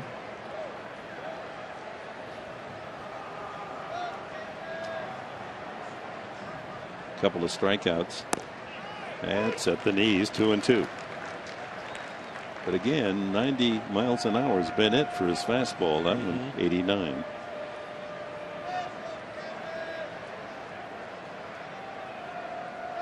Backdoor curveball, shook off. Changeup, shook off. Fastball in here. Strike 3 called.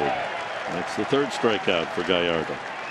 Let's go down to Chris Button. Chris? Dick, one of the hottest parts of this ballpark is the opposing team bullpen because you're backed up next to that deep wall where that heat bounces off of it.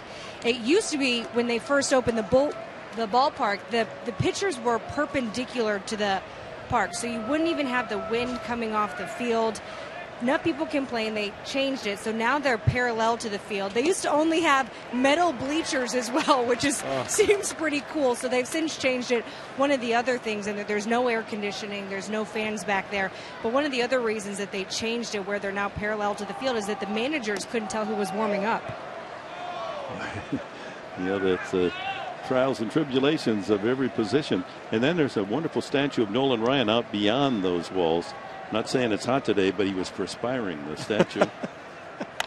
Line drive, base hit for Middlebrooks. And he takes a big turn and holds as DeShields gets it in. The 6th hit for the Padres. They continue to get a man on base every inning.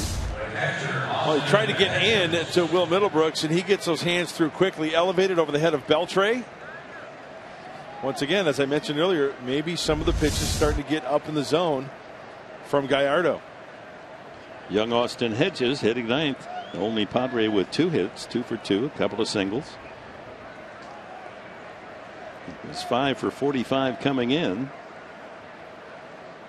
He's raised his average 38 points in 2 at bats, and he hits this one well to center field. But Martin is there for the out. 2 away.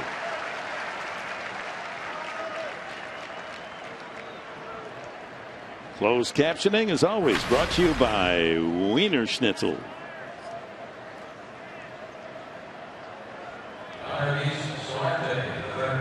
Jan Solarte grounded out twice and struck out. Padres looking for an encore performance after his 9th inning home run last night. 0 for 3, however.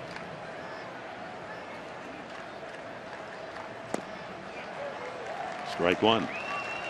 Left-hander Sam Freeman begins throwing in the Ranger pen as Gallardo has reached 95 pitches. We've seen Freeman both games of this series.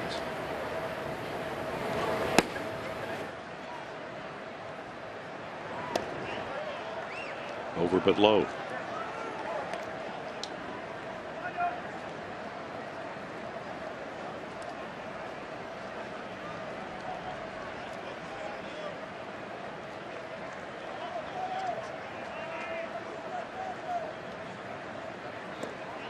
Been gone so long, Mark Rennet. I'm starting to worry that I needed my passport to get back into San Diego.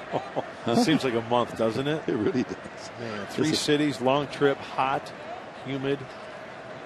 Tough competition. Yeah. Good pitching. Good pitching all the way around.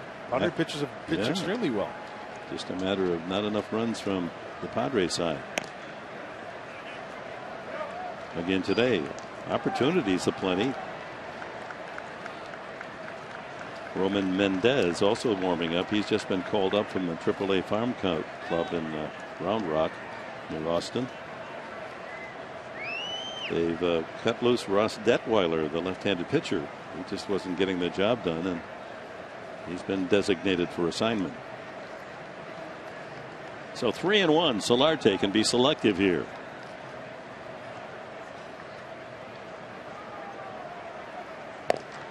And he works it for a walk. That's the 4th given up by Gallardo. So 2 on, 2 out to Yonder Alonso. First baseman Yonder Alonso. Yonder is flied out twice and popped up. This copyrighted telecast is presented by authority of the San Diego Padres and may not be reproduced or retransmitted in any form. The accounts and descriptions of this game may not be disseminated without the express written consent of the San Diego Padres. Manager Jeff Bannister walking to the mound and hasn't made the signal for the bullpen, but he does have a left-hander getting ready with a left-handed batter Alonso to hit. He might be asking Gallardo, you think you can get this man? You've done it 3 times. Once again, Alonso's up with a man in scoring position.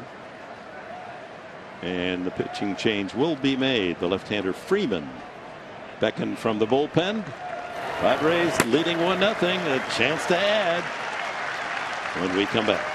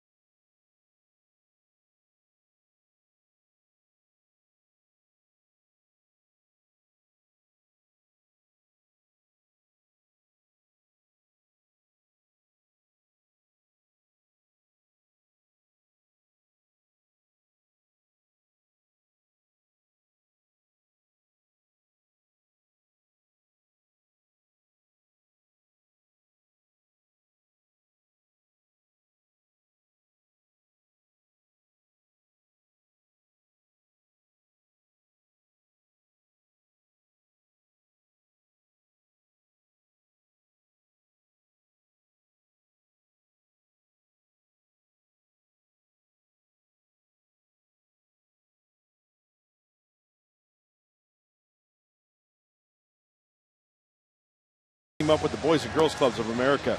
Boys and Girls Clubs help young people to reach their full potential as productive, caring, and responsible citizens through programs that promote character, leadership, education, healthy lifestyles, and more. For more information, visit foxsportssupports.com. There's that statue of Nolan Ryan, 7 no-hitters, the all-time strikeout master, over 5,000 strikeouts for Nolan with the Angels, the Houston Astros, and here with the Rangers. And our pitching change, Sam Freeman coming in, made by manager Bannister and brought to you by El Cajon Ford. Well, interesting, because the lefty number is 314. We know that Yonder Alonso hits well off left-handers. So lefty on lefty, and Freeman having difficulty against the southpaws at the plate.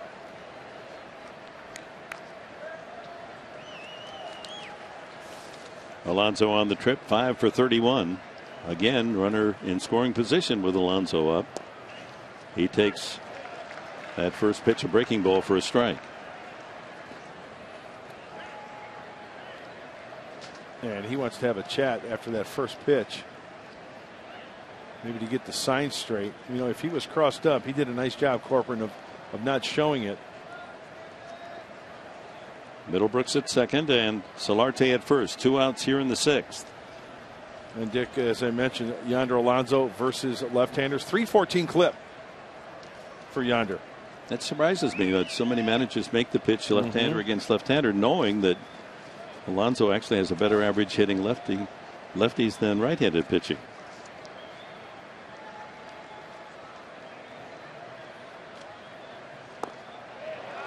Oh, 0-2.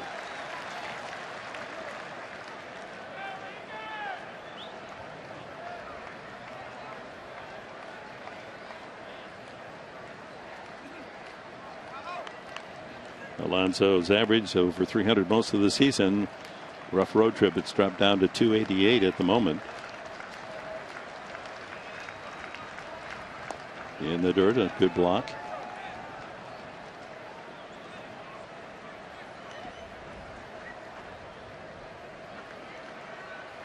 The big hole is right over the second base umpire's head.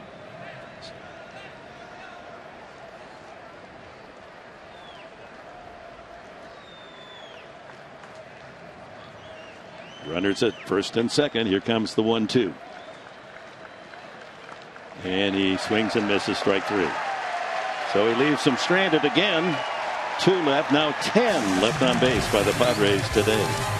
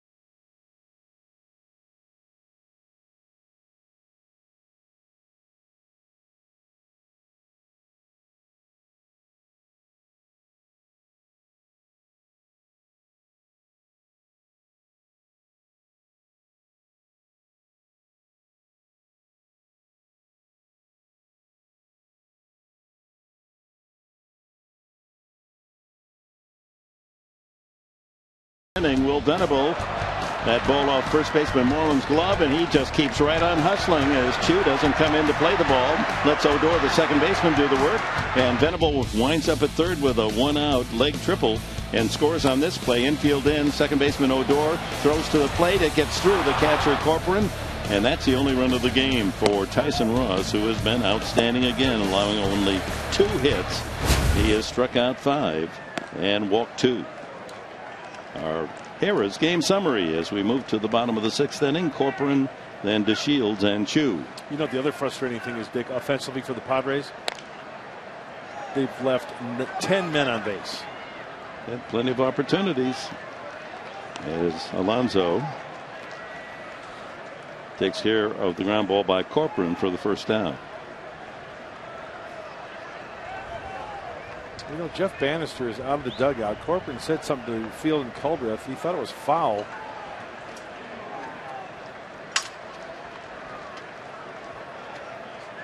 Hector Ortiz, the first base coach for the Rangers, may have signaled he thought it was foul. Let's check it out. Yeah, tough to tell there. He fields it in foul territory, but it's where the ball was when it reaches the bag. Here we go. It is Yeah, it's a fair ball. Yeah. You know, that ball went over the bag so far that it may have landed foul, but where it touched before the bag and where it landed after the bag, if you drew a string from point A to point B, it would be over the bag. First base umpire Fieldon Culbreth is the crew chief. Come on, go back in the dugout. It's hot out here. That's not reviewable, a fair foul call. So 1 out. Delino DeShields has one of the 2 hits off Ross. A double back in the 4th inning. The other a single by Andrus in the 5th.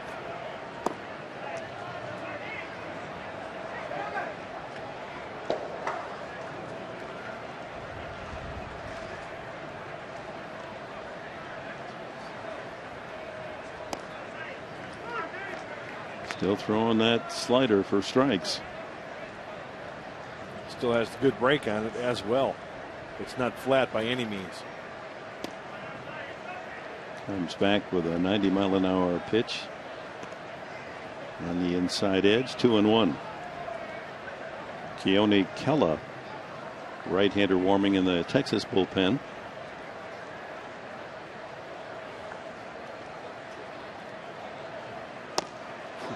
There it is again. Again, he throws more sliders than any pitcher in baseball. And if you were to rate the best slider in baseball, he's going to be in the top 3.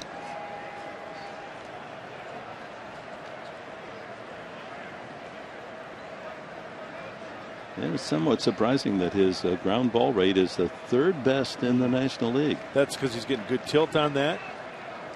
Hitters will beat it into the ground. Even when they do make contact, that's going to be strike 3 taken by DeShields. 6 strikeouts now for Tyson Ross.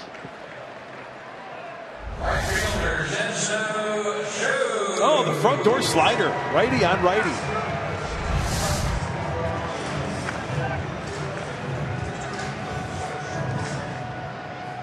Shin Soo Choo grounded out and struck out.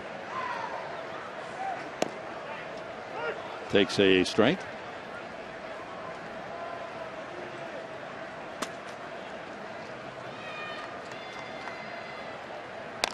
And he pulls this to Alonso. Underhand toss. Ross covering. A 1-2-3 inning for Ross. On to the 7th. It's still 1-0.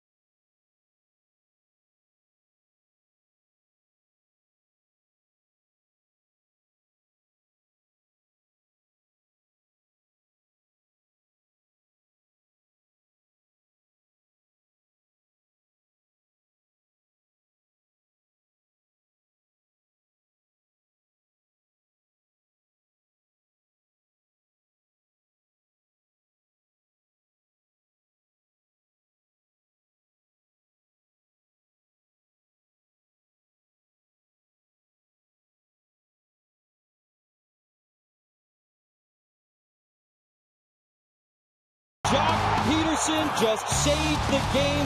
One of the best catches in one of the biggest spots you may see this season. What super Alex? Oh! No way! What? He caught that! Dives in and caught it! Oh, what a play!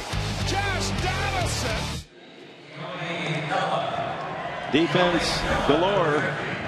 And that's all going to the All-Star game as young Keone Kela. He's only 22. Drafted in the 12th round in the year 2012. So he's made the jump to the big leagues in a hurry. Just his 4th professional season. Oh, the right-hander's got a 5 1/3 inning scoreless streak going. Well, his ERA was really up there, up above 3.5. And it's so hard for a reliever to get that ERA down, but he's been pitching well to get it down. Currently right now, Dick, at a 2.95 ERA. And Padres again, they've been sitting on that 1-0 lead since the 2nd inning. Matt Kemp, Justin Upton, Brett Wallace to hit here in the 7th.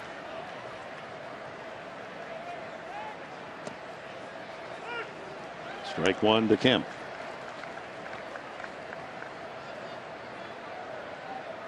A single and a walk in his 3 plate appearances.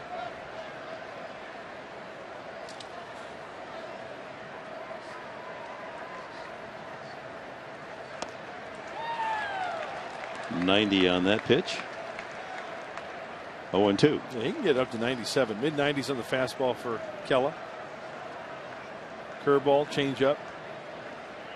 Born in Los Angeles but grew up in Seattle.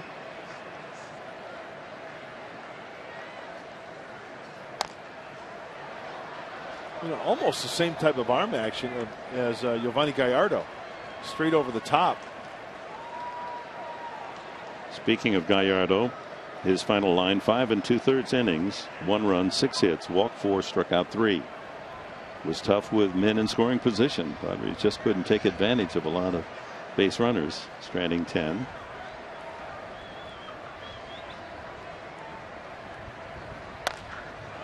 Line to center, and Kemp has another hit.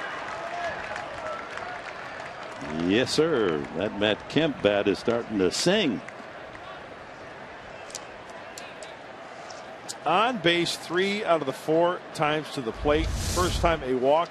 Hey, the second hit in the 5th inning going to right center field. And this time catches it out in front to where he pulls the ball to the left side. So Matt Kemp this afternoon using the whole field. Let's bring him around to score. Another run would be huge. Upton 0 for 2 and a walk. And this could be a double play. There's one, and Oder's throw not in time. Good hustle by Upton to beat the relay. Wasn't a real clean exchange at second base. The lob by the shortstop Andrus rather than a hard feed to a second baseman. So safe in the fielder's choice is Upton. Let's check out Matt Kemp's slide. Good hard old-fashioned slide into second base. Trying to disrupt the timing of Odor. And Odor, it's tough to get a lot behind to throw to first base, although he did on that throw. He was airborne big time. Brett Wallace 1 for 3, a long out to left field the last time. Getting a start as the DH. So with the base hit by Kemp, every inning the Padres have had a base runner.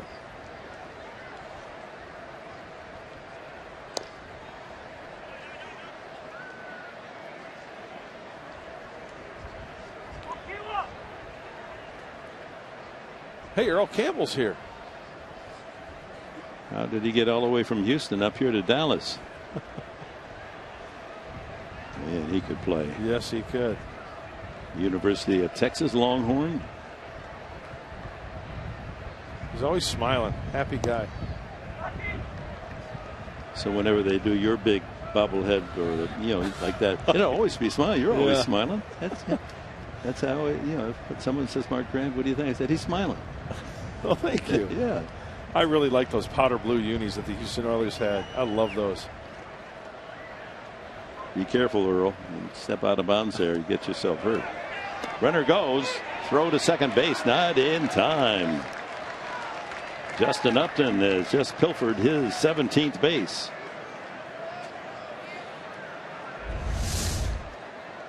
Pretty good jump. High leg kick also from Kela.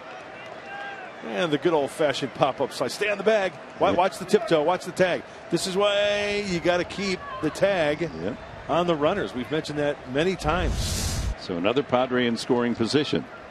They're 1 for 9 today. 2-1 to Wallace. 3-1. Jed Jerko next.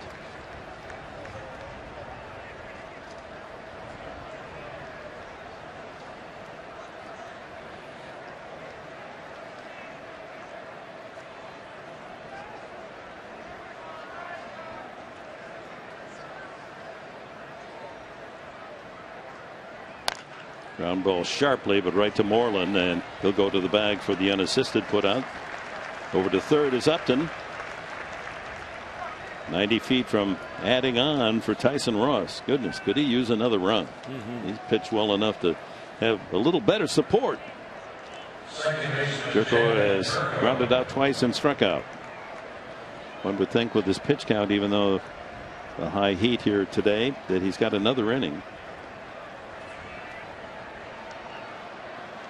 He's throwing 88 pitches.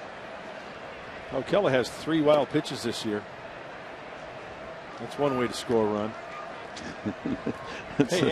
Any way you can. Well, you know, every time there's a runner on third base, I always look at the pitcher's column for wild pitches. You know, Gallardo has 5. He leads the starting staff, and then there are 3. Ground ball hit to the bag. Fair ball. That'll get the run home. Jogging in is Upton on a sharp single by Jed Jerko. Probably cost him a double by the ball hitting the bag, because that was going to roll easily down into the left field corner. And Jerko delivers his 14th RBI, and the Padres do have a 2-0 lead. Some serious top hand on that swing, and how close was it? Let's see. It hits the front part of the bag on that label where it says Rangers. Pops up in the air. Hey, Papa's got a brand new bag. That ball was ripped. Yes, it was. Will Venable scored the first run on that leg triple. He has walked and struck out since. So the leadoff hit by Kemp. Upton safe in the fielder's choice. Steals second. Moves to third on the Wallace ground out, and Jerko brings him home with that single. Ooh, good cut there by Venable. So the Padres now 2 for 11 runners in scoring position. Padres have done their best work in the last 3 innings. Significant lead over the Dodgers, Cardinals, and Brewers. There, Jerko faking as if to go. He had a walking lead. So the Padres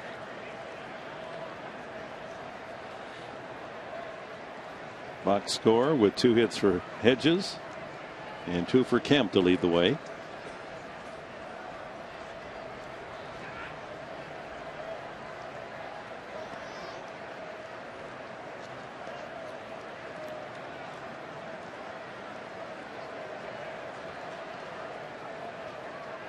Two runs, 8 hits for San Diego. No runs, just 2 hits for the Rangers. It's a big second run for Ross to work with. Good changeup right there by Keller.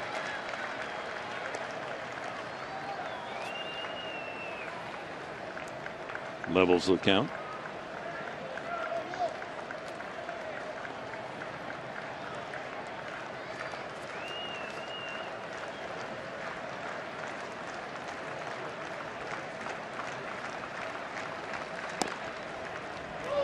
Back. And Jerko is out. Oh, they may challenge that one. That's pretty close. Delayed steal. And Jerko thought he was in there. Pat Murphy is out of the dugout as he looks back into the dugout to get a clue as to whether or not he should challenge. I thought he was in there. Let's check it. Tough to tell on that angle. Appeared that front foot had hit the bag before the tag. And indeed, Murphy challenges. Oh, I got safe from that angle. So to the headsets. Jed's going to discuss it with Elvis.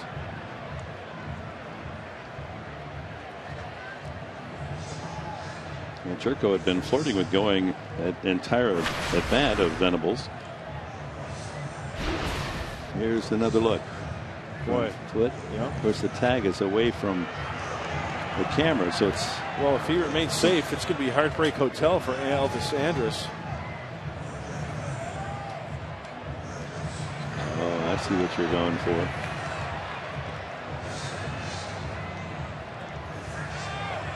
But Jerko could come up with some blue suede shoes, you know. He likes the Western Morgantown. They love him there. Yeah, I think he got his foot on the bag just in time. Enough to overrule. The decision on the field is out. Yeah, there it looks. So there, the foot's there, and the tag is later. Close, but it would appear Jerko is safe. So the calling umpire, Manny Gonzalez, on the right, and the crew chief, Field and Culbreth, on the left. On the horn to New York. And meanwhile, the Rangers defense and the pitcher standing in this hot Texas sun, waiting for the call. It would be Jerko's first stolen base of the year. Looked like a delayed steal. And a delayed steal is when you get a secondary lead, hop, the ball crosses the hitting zone, and then bang. The intention there is try to get the second baseman to the shortstop. Not paying attention. You catch them off guard a little bit. And then they're late on the throw down. Get to the bag. Yeah, they're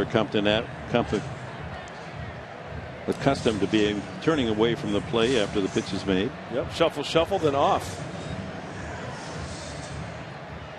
It was perfectly executed by Jed. He did a nice job.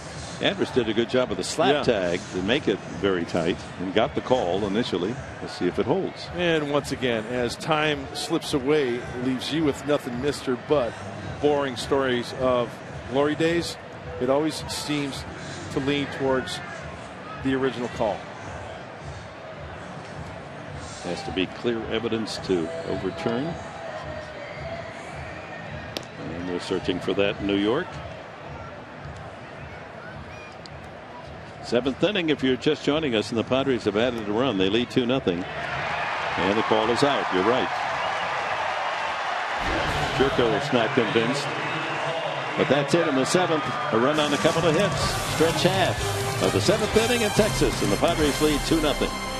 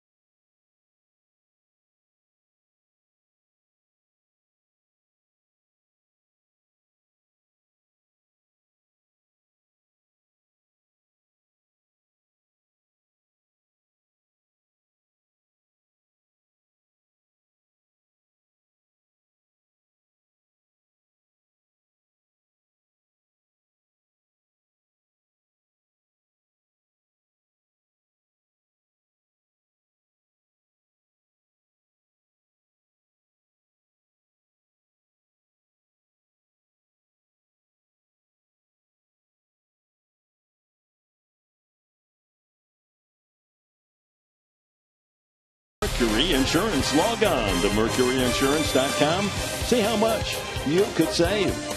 By Petco, what we feed them matters.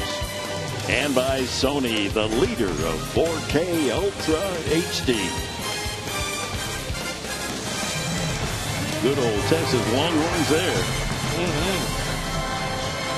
Took them horns. Wow. Sophomore class from Austin up here. Hey, a homemade sign. Mudcat and Dick. We love our Padres on Fox Sports San Diego. Thank you. And thank you so much for making that sign. Yeah. Love it. And that check for your round trip will be in the mail. Good chip in. All right, Tyson Ross. You got a 2-run lead now. Go get him, big boy. 88 pitches so far. The slider is still biting. This inning, though, Mark Grant, will be the test. He's got to go through Fielder, Beltre, and Moreland. Three best hitters for the Rangers. Fielder 0 for 2 was grounded out and flied out. Just missed one last time. Skied out to right. Brandon Maurer begins throwing in the bullpen for the Padres, and Tanner Scheppers is getting loose for Texas. Shift on. Solarte moves over to the second base side from third base. Strike one. Middlebrooks remains on the shortstop side, but closer to second base than third.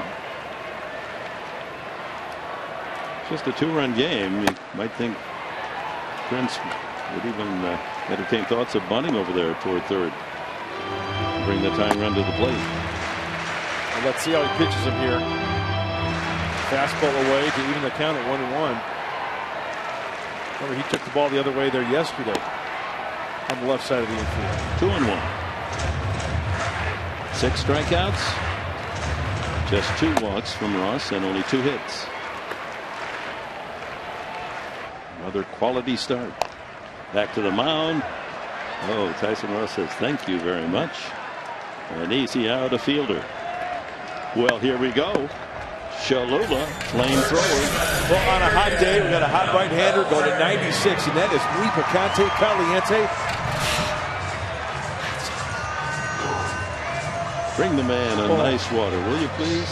Hey, the hot sauce with the iconic wooden cap. It's got to be iconic and wooden there. That hot sauce will just go right through it. It's like a bad cork in a bottle of wine. That's right. Adrian Beltre belts that one into the left field corner, and it's a fair ball. Quickly, fielded by Upton. Here's the throw to second base. Oh! And he does not go in sliding, and that was almost a perfect strike throw out. Yeah, it's got the crowd here moaning and groaning. Ooh. I'll tell you what, Justin Upton has shown off a great arm in left field. Man, that was close. Does he come up? Well, Jed didn't keep the tag on. Nice carom, nice throw on the fly. But Jerko was out to the left field side of the bag. Had he been on the bag, he would have had a chance. And you know, I think, you know, there's got to be some communication, and I don't know whether there was or not, but somebody's got to be yelling tag, tag, tag. And if you're an infield, you get the ball, you got to dive in front of that bag. Get that glove out there and sacrifice your glove, sacrifice you to get in front of that bag. Especially Beltre gives you a chance there by not sliding. I think this one is going to stand. I'm wondering if Jed kept the glove on Beltre, and 2, if Beltre's foot came off the bag a little bit. Well, that'd be the only way I think it would be overturned. It did appear that he hopped on the bag initially before the tag was made, and that's how the second base umpire Manny Gonzalez called it. So the third hit off Tyson Ross, a couple of doubles and a single.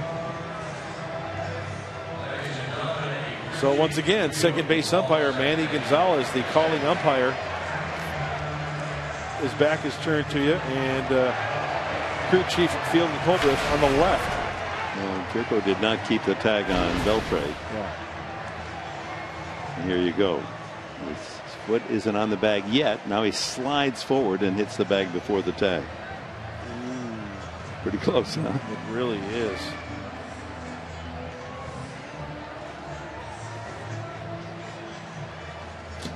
Is there enough to overturn the call? Need another angle. I don't think they can overturn it based on that evidence.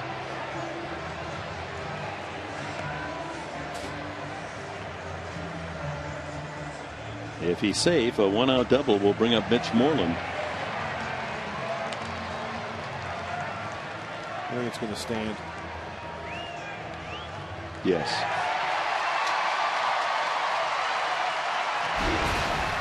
And once again, it shouldn't go unnoticed. Justin Upton, the way he played that and the way he threw that accurately to second base. Yeah. The play of the outfield. Remember at the start of the season, the pundits thought, the Padre defense in the outfield is less than average, and that could be. It's better than average, and all three men, especially the two corner outfielders, Kemp and Upton, they played flawlessly. Yeah, now and then a little hiccup, but sure. I mean, they made big plays. Almost another for Upton. 2-minute review. Play stands. The call stands. And here's Moreland. Another threat to go deep. He's walked and struck out.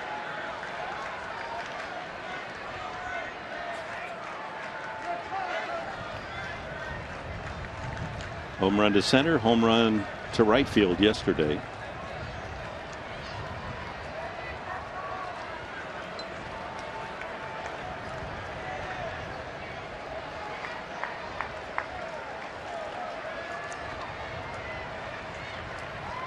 One out, Beltre at second.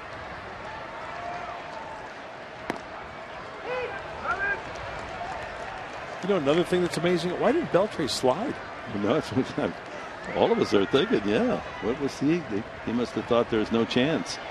And by going in standing, he was slowing up going to the bag and gave the Padres a chance to make a unusual out.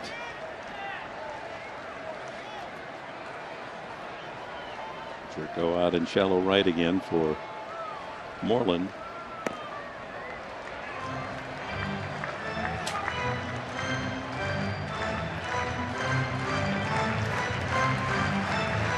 Rougned Odor is on deck. You got fielder to tap back to the mound. Beltre with that line double to left.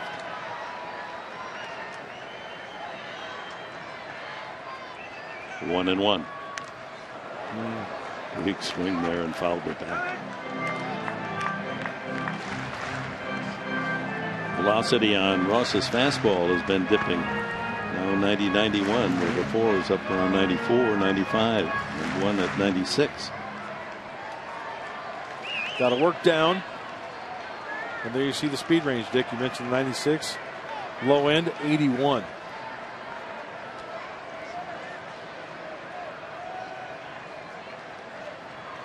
This time, the time for the slider.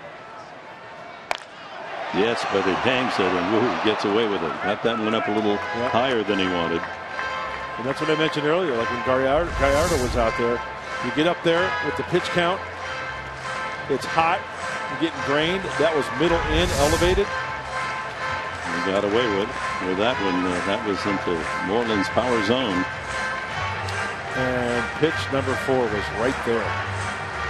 So a ball, 2 strikes. They don't hit all of the mistakes.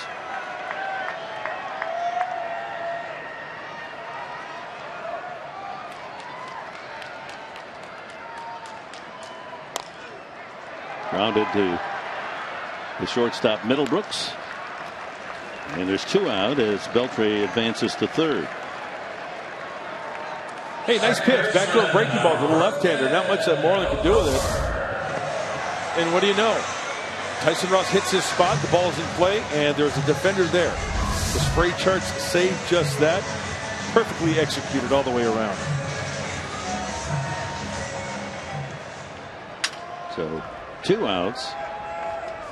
Beltre at third for Rougned Odor. And manager Murphy going out to the mound to talk with Tyson Ross. He hasn't made a move toward the bullpen yet. Sometimes a manager want to go out there and look at him straight in the eye and maybe give some words of encouragement. And there's the change. So another terrific outing for Tyson Ross. He leaves no runs allowed, just 3 base hits, and Brendan Moore comes in.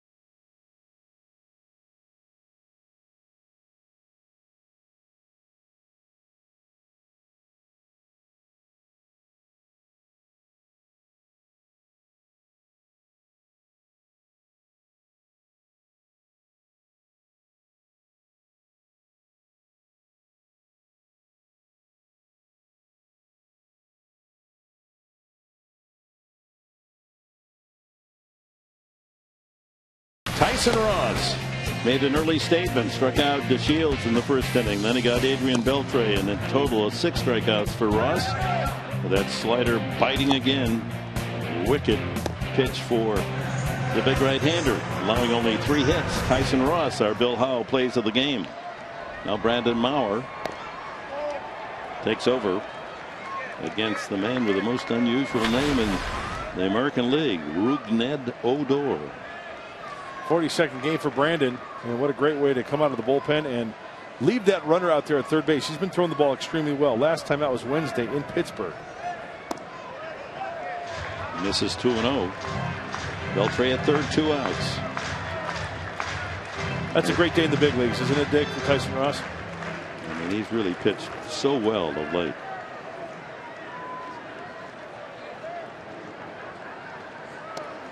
That's a strike, 2-1. His last 3, he has given up a couple of runs.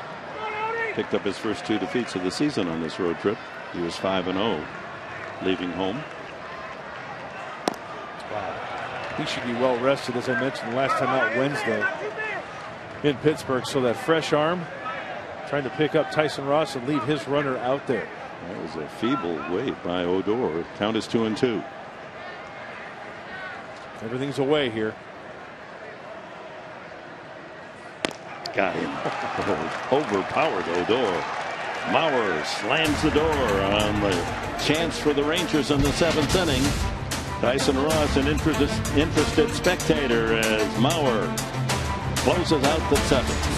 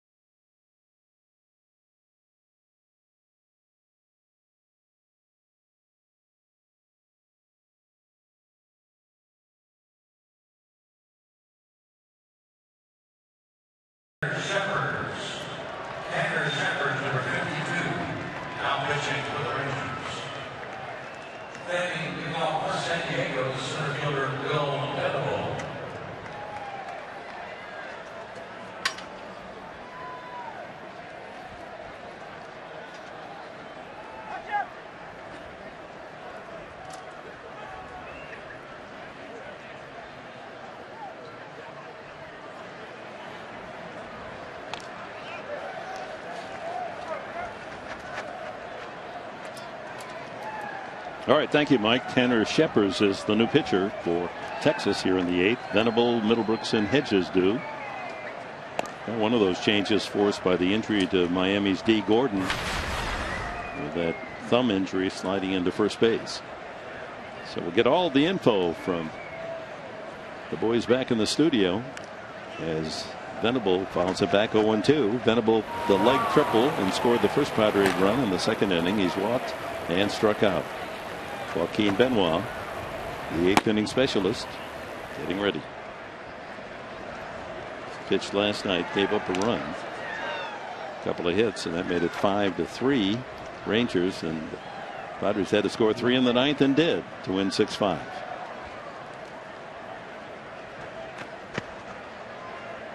Shepard has pitched in both games, now all 3. We know he has a live arm, mid-90s on the fastball, but he can be erratic sometimes. So if they can draw a couple walks, come up with a big hit to add on, that'd be key. High fly pack at second. In from right field comes Chu and gives way to Martin for the out. Will Middlebrooks singled his last time. He has an RBI with a fielder's choice back in the 2nd.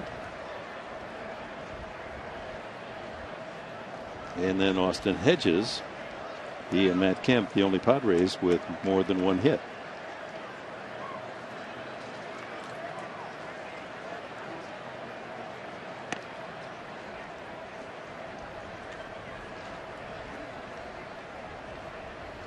So Tyson Ross, 6 2/3 scoreless innings, 3 hits, 2 walks, 6 strikeouts.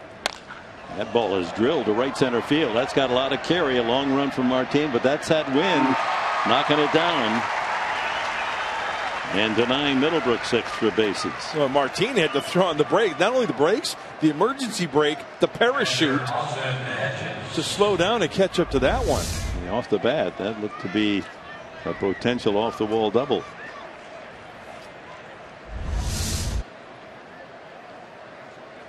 So 2 outs on fly balls to center field, and here's Hedges, 2 singles, and he too flied to center. Hey.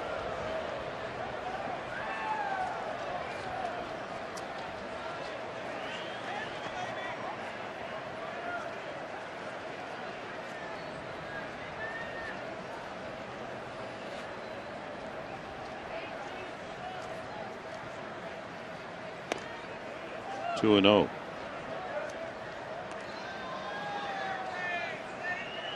Well, the Rangers have lost 9 of their last 10 home games.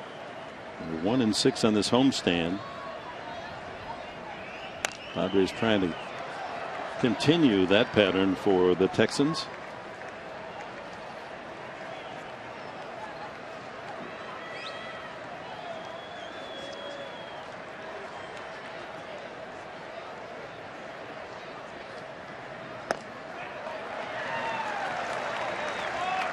Two and 2. Anthony Ronaldo now throwing in the Texas bullpen.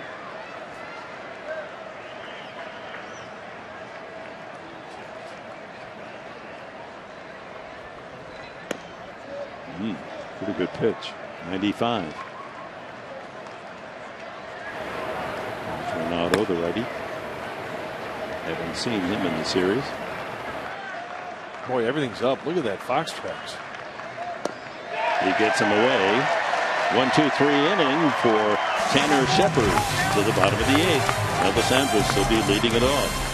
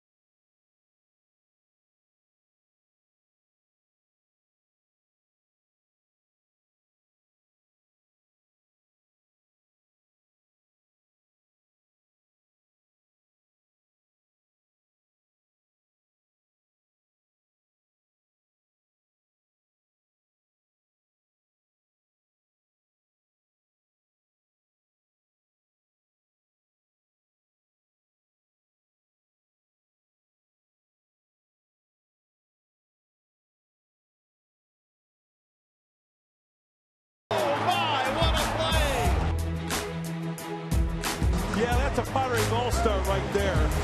How far will this one go? How about all the way? Touch them all. That is some kind of nice. Fox Sports San Diego salutes the all-star Justin Upton, both his bat and his glove. Some outstanding play the first half of the season. Hope he has a good time in Cincinnati, gets a chance to swing that bat. Absolutely, and come up with a big hit for the National Leaguers. Congratulations, Justin. Have a good time. Joaquin Benoit makes his 39th appearance. And he entered in the game last night in the 8th, and that he actually got the victory after giving up a run, a couple hits. That's a great thing about baseball, being a reliever. Timing is everything, and great numbers. Look at the splits for Benoit. He's throwing the ball extremely well.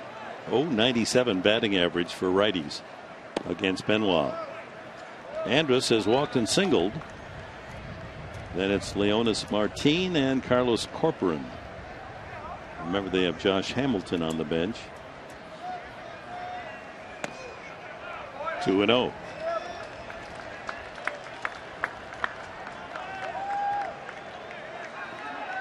Rangers managing only 3 hits in almost 7 full innings against Tyson Ross. And Benoit falls behind 3-0.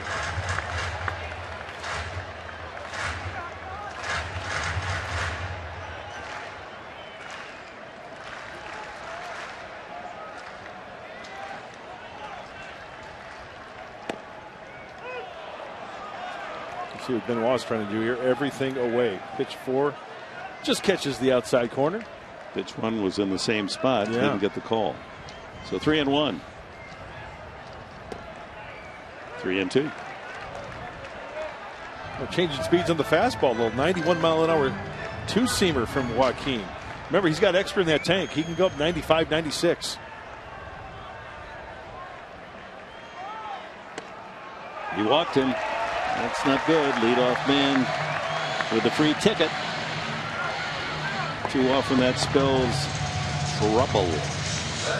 Leonis Martin has grounded out twice to the second baseman Jerko. Now represents the tying run. Darren Paulsley, the pitching coach for the Padres, on the phone to the bullpen.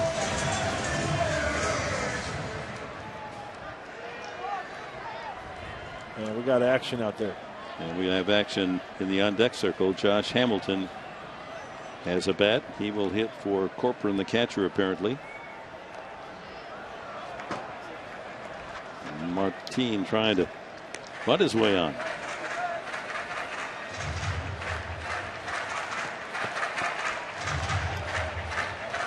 Hey, they might go to Craig Kimbrell maybe a little early if needed. Maybe a 4-out save. Got the All-Star break after today. He threw an inning last night.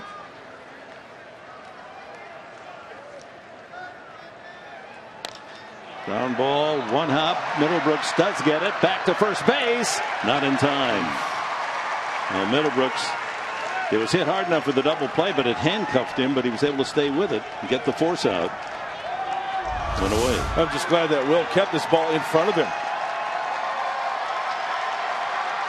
And a nice job by Jed trying to complete that double play, but Martin just too quick.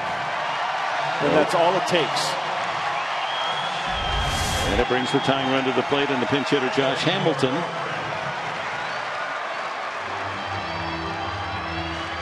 Hamilton was 0 for 4 last night. He's 1 for 8 in the series. That's Solarte that moves over to the second base side. Middlebrook stays on the shortstop half of the diamond.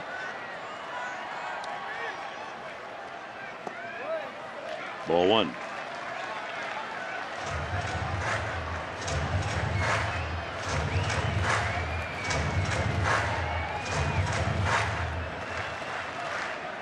Benoit faced Hamilton in the 8th inning last night, got him to fly to left field.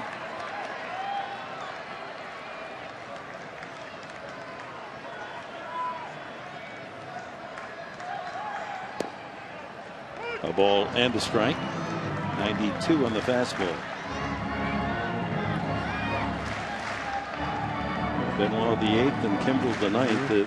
One really fresh arm was Mauer, and he showed it, didn't he? He really certainly did. Terrific stuff, but only pitched to Odor. He blew that fastball by Odor for the final out in that 7th. Ground ball. Middlebrooks there. There's one. Back to first base. Not in time. Well, that would have been a Middlebrooks to Solarte to Alonso double play with the shift on. You know, it's always on the front end that's most important, I feel. Middlebrooks is going away from that play and still fires a pellet, a strike to second base. It's always good to get that lead runner. And of course, Hamilton hustling down that line to keep the inning alive. Now Solarte moves back to the third base position for the leadoff hitter DeShields, who has a double and a couple of strikeouts facing Tyson Ross. 2 outs now with Hamilton at first base here in the 8th.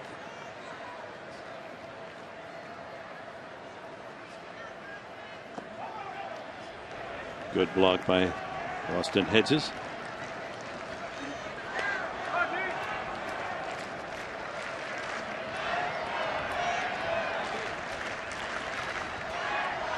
Chu on deck, and lurking in the hole, Prince Fielder.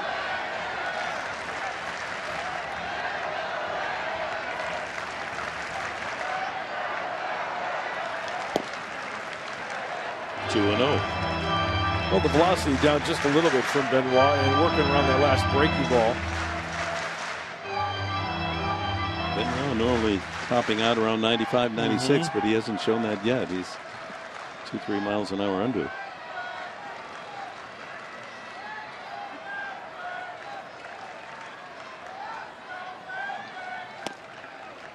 That's a strike. Outside corner. A slider.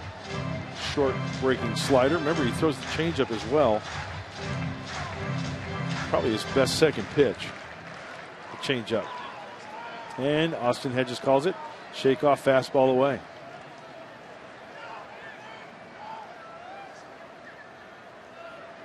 Way outside, 3-1.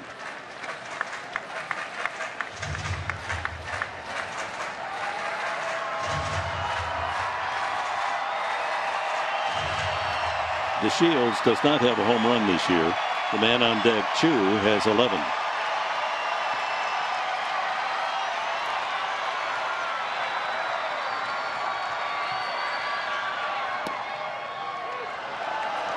Oh, he got the call there just on the paint.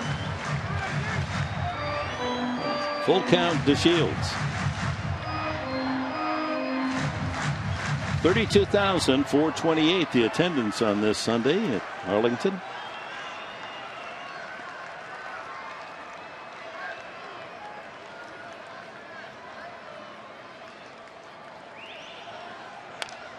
The runner going and the pitch fouled back. So the 3-game series, 33,000, 36,000, 32,000.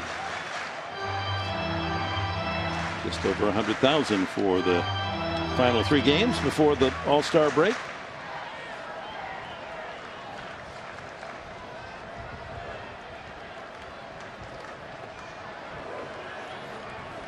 Again, the 3-2. Back up the middle. Got to hurry. The Shields can run. They don't get him. Back over to third. Don't get him there either. So first and third with 2 outs here in the 8th as DeShields beats it out. Wasn't hit very hard, and Middlebrooks had to hurry, and even with his strong arm, unable to get him. Yeah, I think he's safe. And the throw to third, as Solarte has to go all the way to his right.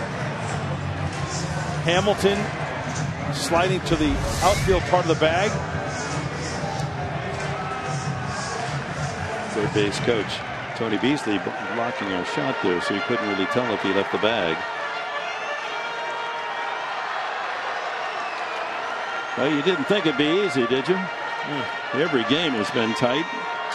2 one-run decisions for the 2 preceding games. And Murphy noting perhaps what we are, that Benoit's fastball isn't up there where you normally expect it. It may have a little tired arm, and so they're going to go early to Craig Kimbrel with the tying run on.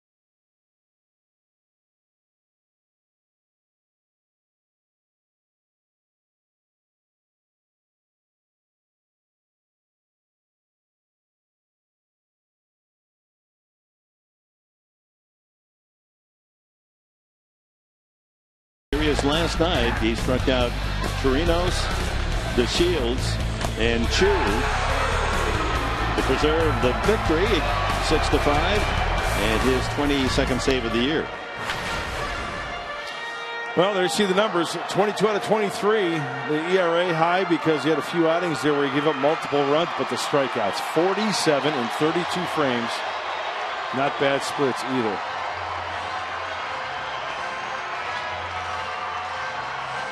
This is the 7th time Kimbrel asked to pitch more than a full inning, come in the 8th with 2 outs. So Benoit gives up the leadoff walk that opened the door for the Rangers. Infield hit to DeShields, 1st and 3rd. And Shin-Soo Choo, the batter. So the first time that Craig Kimbrel this year has come in early in the 8th inning to try for a 4-out save. He struck out Chu last night. And he starts him with a curveball. Yes, it's a good one.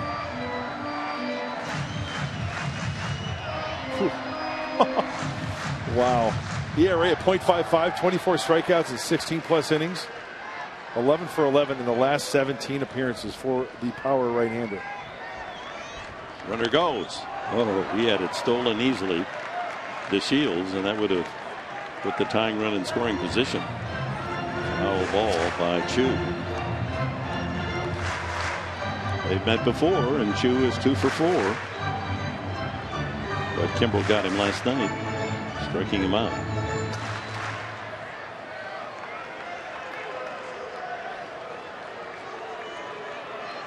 Got to give DeShields a look over there at first base.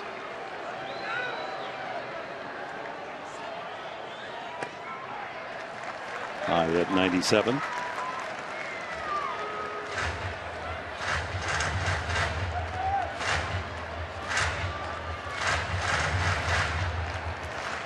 You know, when Craig Kimbrel is on with that power curveball, we've seen it. We saw it last night. We've seen it right out of the gate today. Austin Hedges has got to be on his toes to smother it. Oh! DeShields started and then returned to first. Oh, that was really high and away.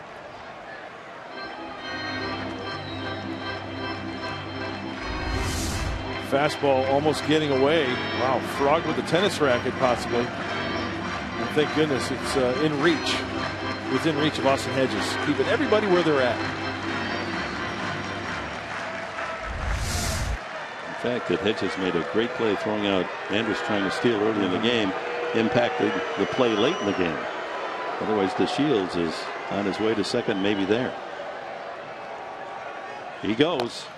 And it's a little looper in the air. No, that's a one-hopper. And the tag made, and the inning will come to an end as he jams Chu and gets the job done in the 8th. It's still 2-0.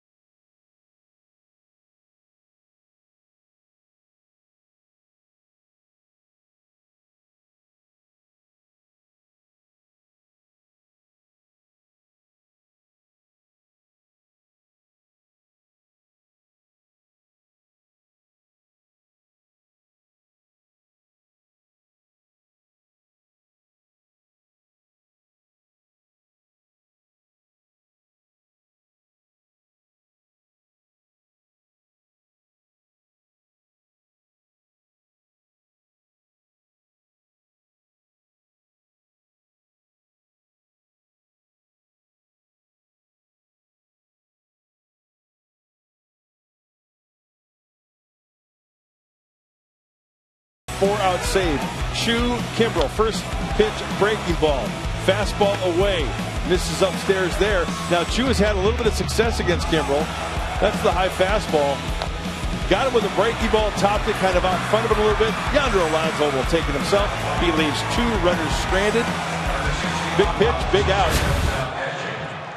for Craig Kimbrel and the Padres. So coming in to pitch for the Rangers now, Spencer Patton, his 11th game of the season, and we have seen Patton last night. He pitched a third of an inning, got the 1-man out that he faced, worked a full inning and gave up a couple of hits, but struck out a couple on Friday night. Martin stays in center to Shields in left, but Hamilton replaces Chu in right, and Chernos is the new catcher. Robinson Chernos had a single and a double last night. Jan Solarte 0 for 3 with a walk.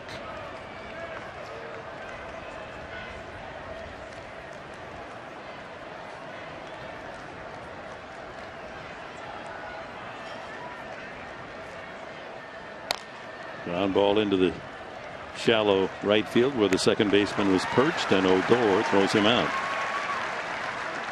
1 out to Yonder Alonso, who's 0 for 4.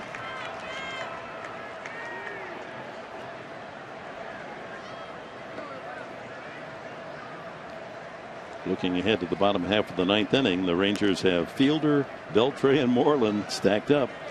Their 3 best.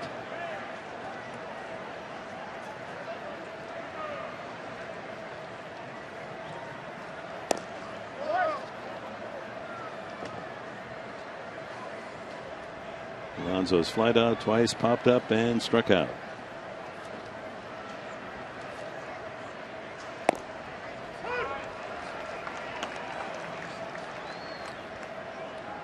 A rough road trip, 5 for 32. So his batting average has dipped all the way down to 287.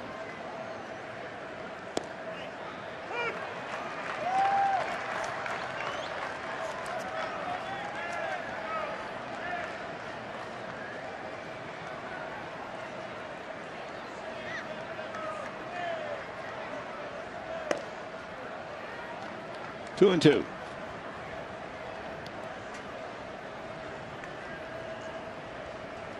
The starters, Giovanni Gallardo and Tyson Ross for the Padres, are the pitchers of record. 2-0 San Diego.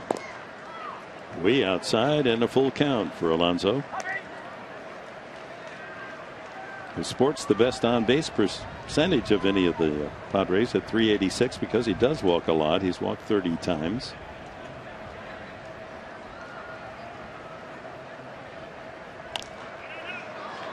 Pretty straight fastball from Patton. He doesn't want to walk Alonso, so he's going to try to challenge him with that fastball. That was a good pitch to hack at right there.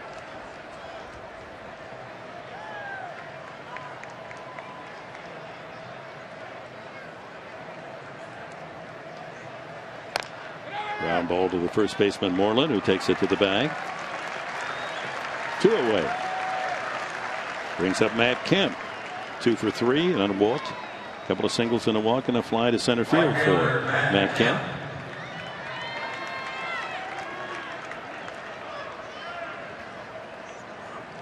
Hitting .500 in the series, 6 for 12. And he's got his average up over that 250 mark.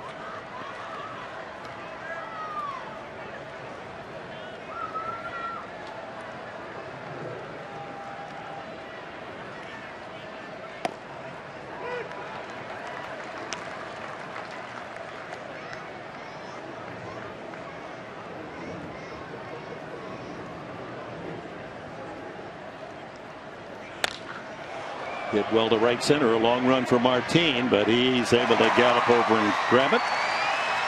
Padres go in order in the 9th. Craig Kimbrel has to go 1 out in the 8th, and now the 9th inning to save a 2-0 win. Kimbrel returns to the center circle when we come back.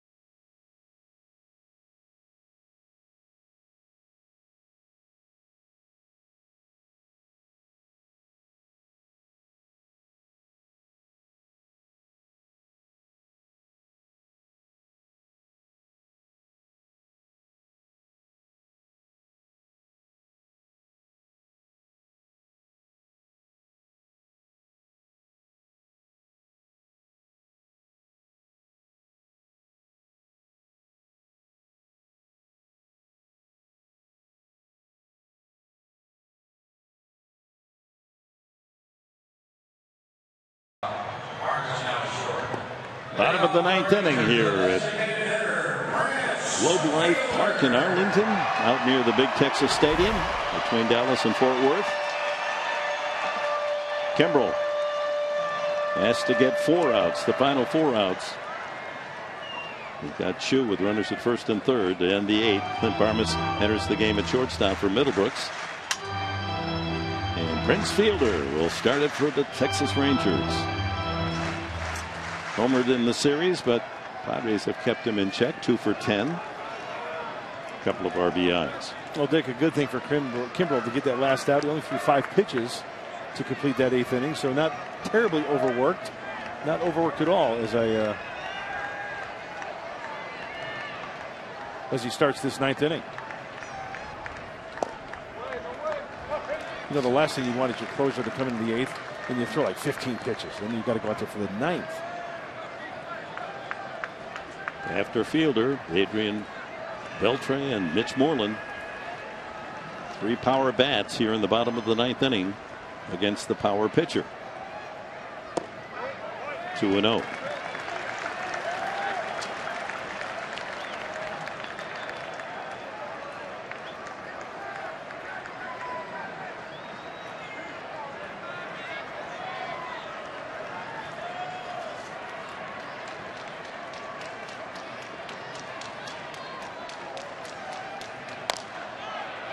Ground ball. Barmas just into the game, playing in the shift, throws him out. Boy, is that a huge out.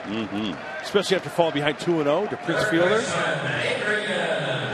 Well, he wants to keep the ball away from him, missing ball 1, and what do you know? Missing down ball 2. Now it's a hitter's count. Boy, you know what? Austin Hedges was set up away. That ball leaked in. It got in on just enough for the weak ground ball to the right side. Beltre doubled his last time. He is struck out in line to center. Strike 1. We tried catching up to a 97-mile-an-hour fastball on the inside part of the plate. Look where this ball hits. Down by the label, a weak grounder.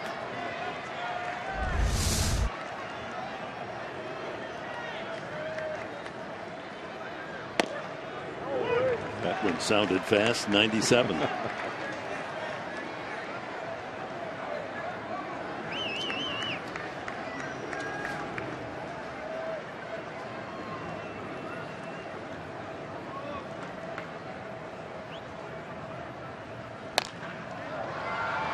That'll make it to the crowd.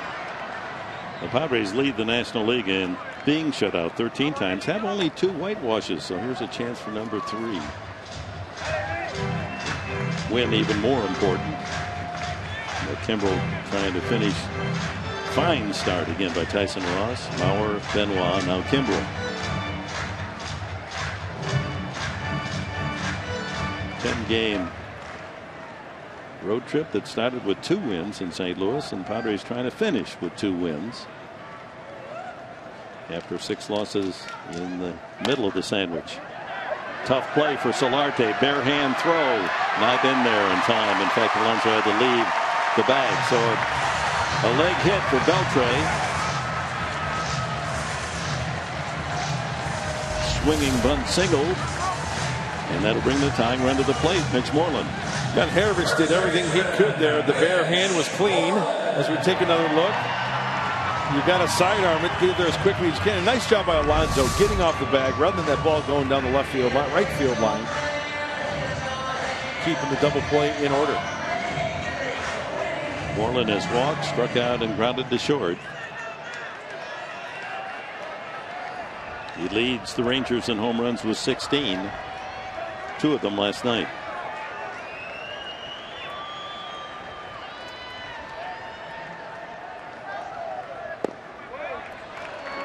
Curveball misses.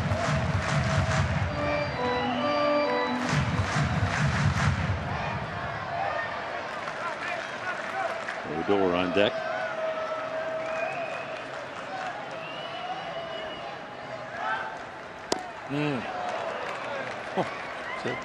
Curveball. Wow. Off the table.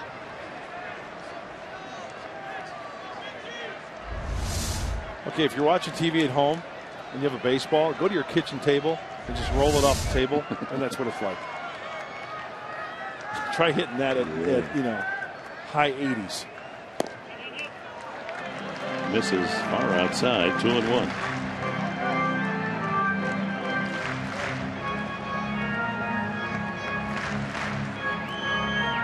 Just in case, the closer for the Rangers, Sean Tollison, is getting ready.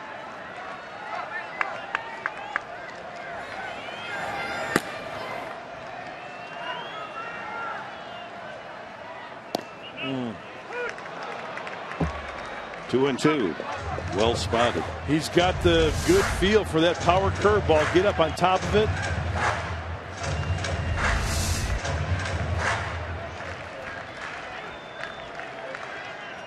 Shift on, only Barmas on the left side.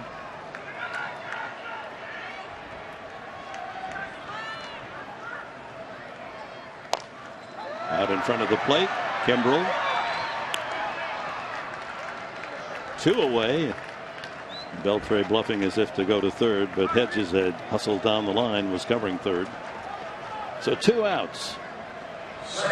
Gun through the power now to the second baseman, Rougned Odor. If you didn't know how to pronounce his name, you'd say it's Ruffin Odor. And you know what? He has a brother named Rougned. I was talking to Tom Grieve. He's got a brother named Rougned as well. And then the middle names must be different, huh? Also has a brother named Rougless. True story. Really? And he is hitless this afternoon. Hopefully it stays that way. Double play, strikeout, ground out. Starts the curveball strike. Boy, he's getting that breaking ball in there as well as we've seen all year long.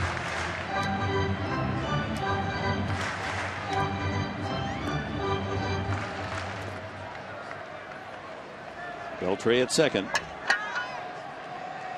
2-0 Padres. And that curveball was very hittable. Fouls this one away. Fastball 96. So down to the final strike of the Rangers.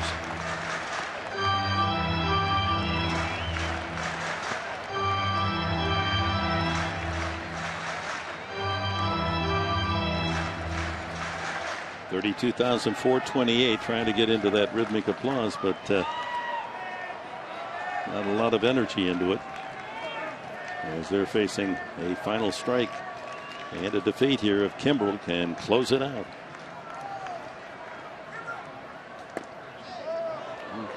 Top of the strike zone, doesn't get the call, but you generally, it's an unwritten rule with umpires that finally, if you're going to strike out the hitter at the end of the game, you want to make sure it's a clean strike, not one that's just barely in the zone. 1-2, the 21st pitch coming up from Kimbrel.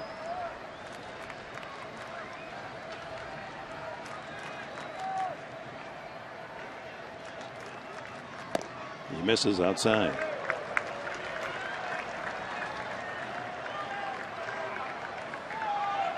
Elvis Andrus on deck.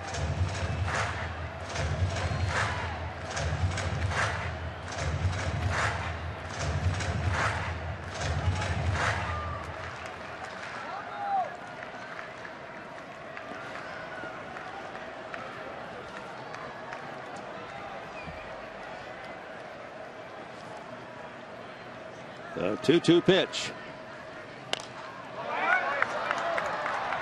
And after ball 3.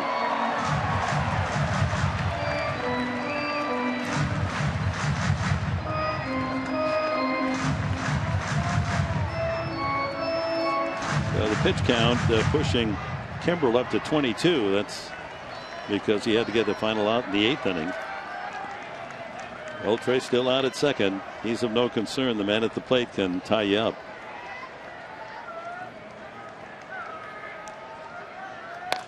Up the middle, base hit. There goes the shutout. Beltre will score. It's 2-1. Tying run on. That'll bring the winning run to the plate. That's a good at bat for Odor.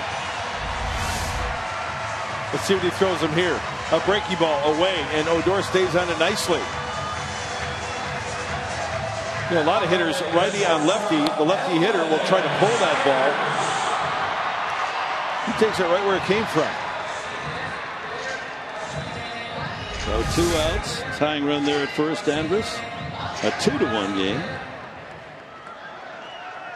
Odor carrying the tying run. Andrus the potential winning run. He has a single and 2 walks. The Padres haven't been able to get him out today. And it's ball 1. 3 home runs on the year for Andrus. .238 average coming into the game today. Got to keep an eye on Odor. Yep.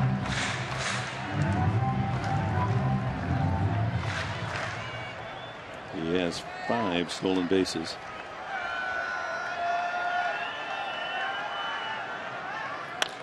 Line drive, base hit. Odor turns and then will hold. And here come the Rangers. 3 hits in the inning off Kimbrel. Tying run at second, winning run at first. Andrus on base all 4 at bats. 2 hits, 2 bases on balls. Oh, notice the last couple of hitters at Craig Kimbrel. A couple of pitches have been up, more than a couple, maybe a handful. And on that particular pitch, Andrus takes advantage of that high fastball. High fastball, looking to get the hands through, stay on top of that baseball, the barrel of the bat. On top of it, hits that one squarely. So the inning began. Fielder innocently bounced out to the right side. Beltre beat out a swinging bunt. Moreland tapped to the mound. Oder knocked in the first run, and now Andrus has singled first and second, 2 outs. That's a lot of theater on this road trip. Padres pulled it out in the 9th. They want to deny the Rangers answering back here. First pitch strike. Infielders diving all over the place, forcing any base. Go to third, go to second. Leonis Martin has grounded out 3 times.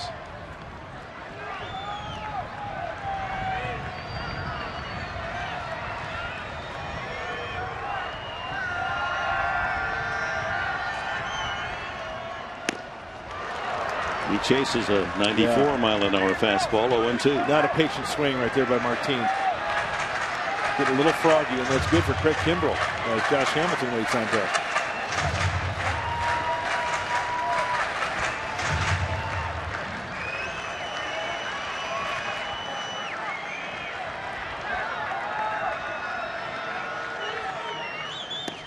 Inside, 94. So his velocity is dropped in the course of this laborious inning in the 3rd. Started at 97. Now he's topping out at 94.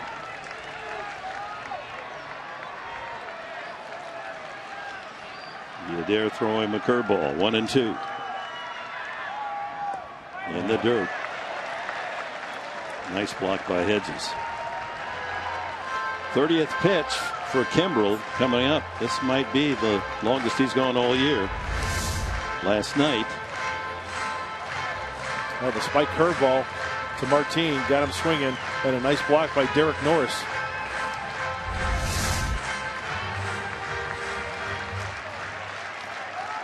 Two out, 2 on, 2-2 to Martin.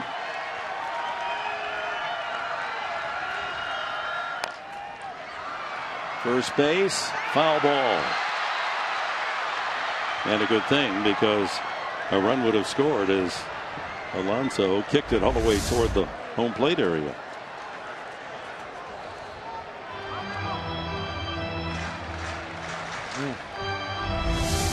That could have been dangerous. Yeah. So Kimbrell with 30 pitches, that's the most in any appearance this year.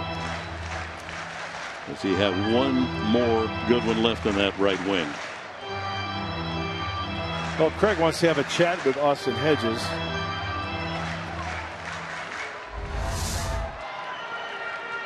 Martin at the plate, trying to get those eyes clear.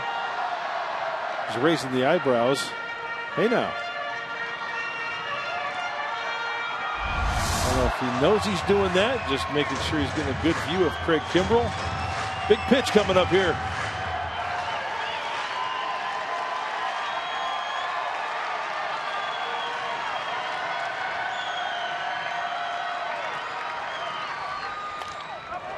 Fouled away.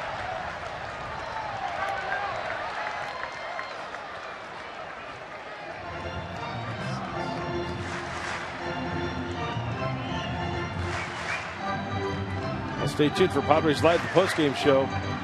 Mike Pomerantz and Steve Finley bring you all the action today's game and throughout Major League Baseball. All-star preview as well. Back with the 2-2 pitch. Another foul. We got a battle going on here.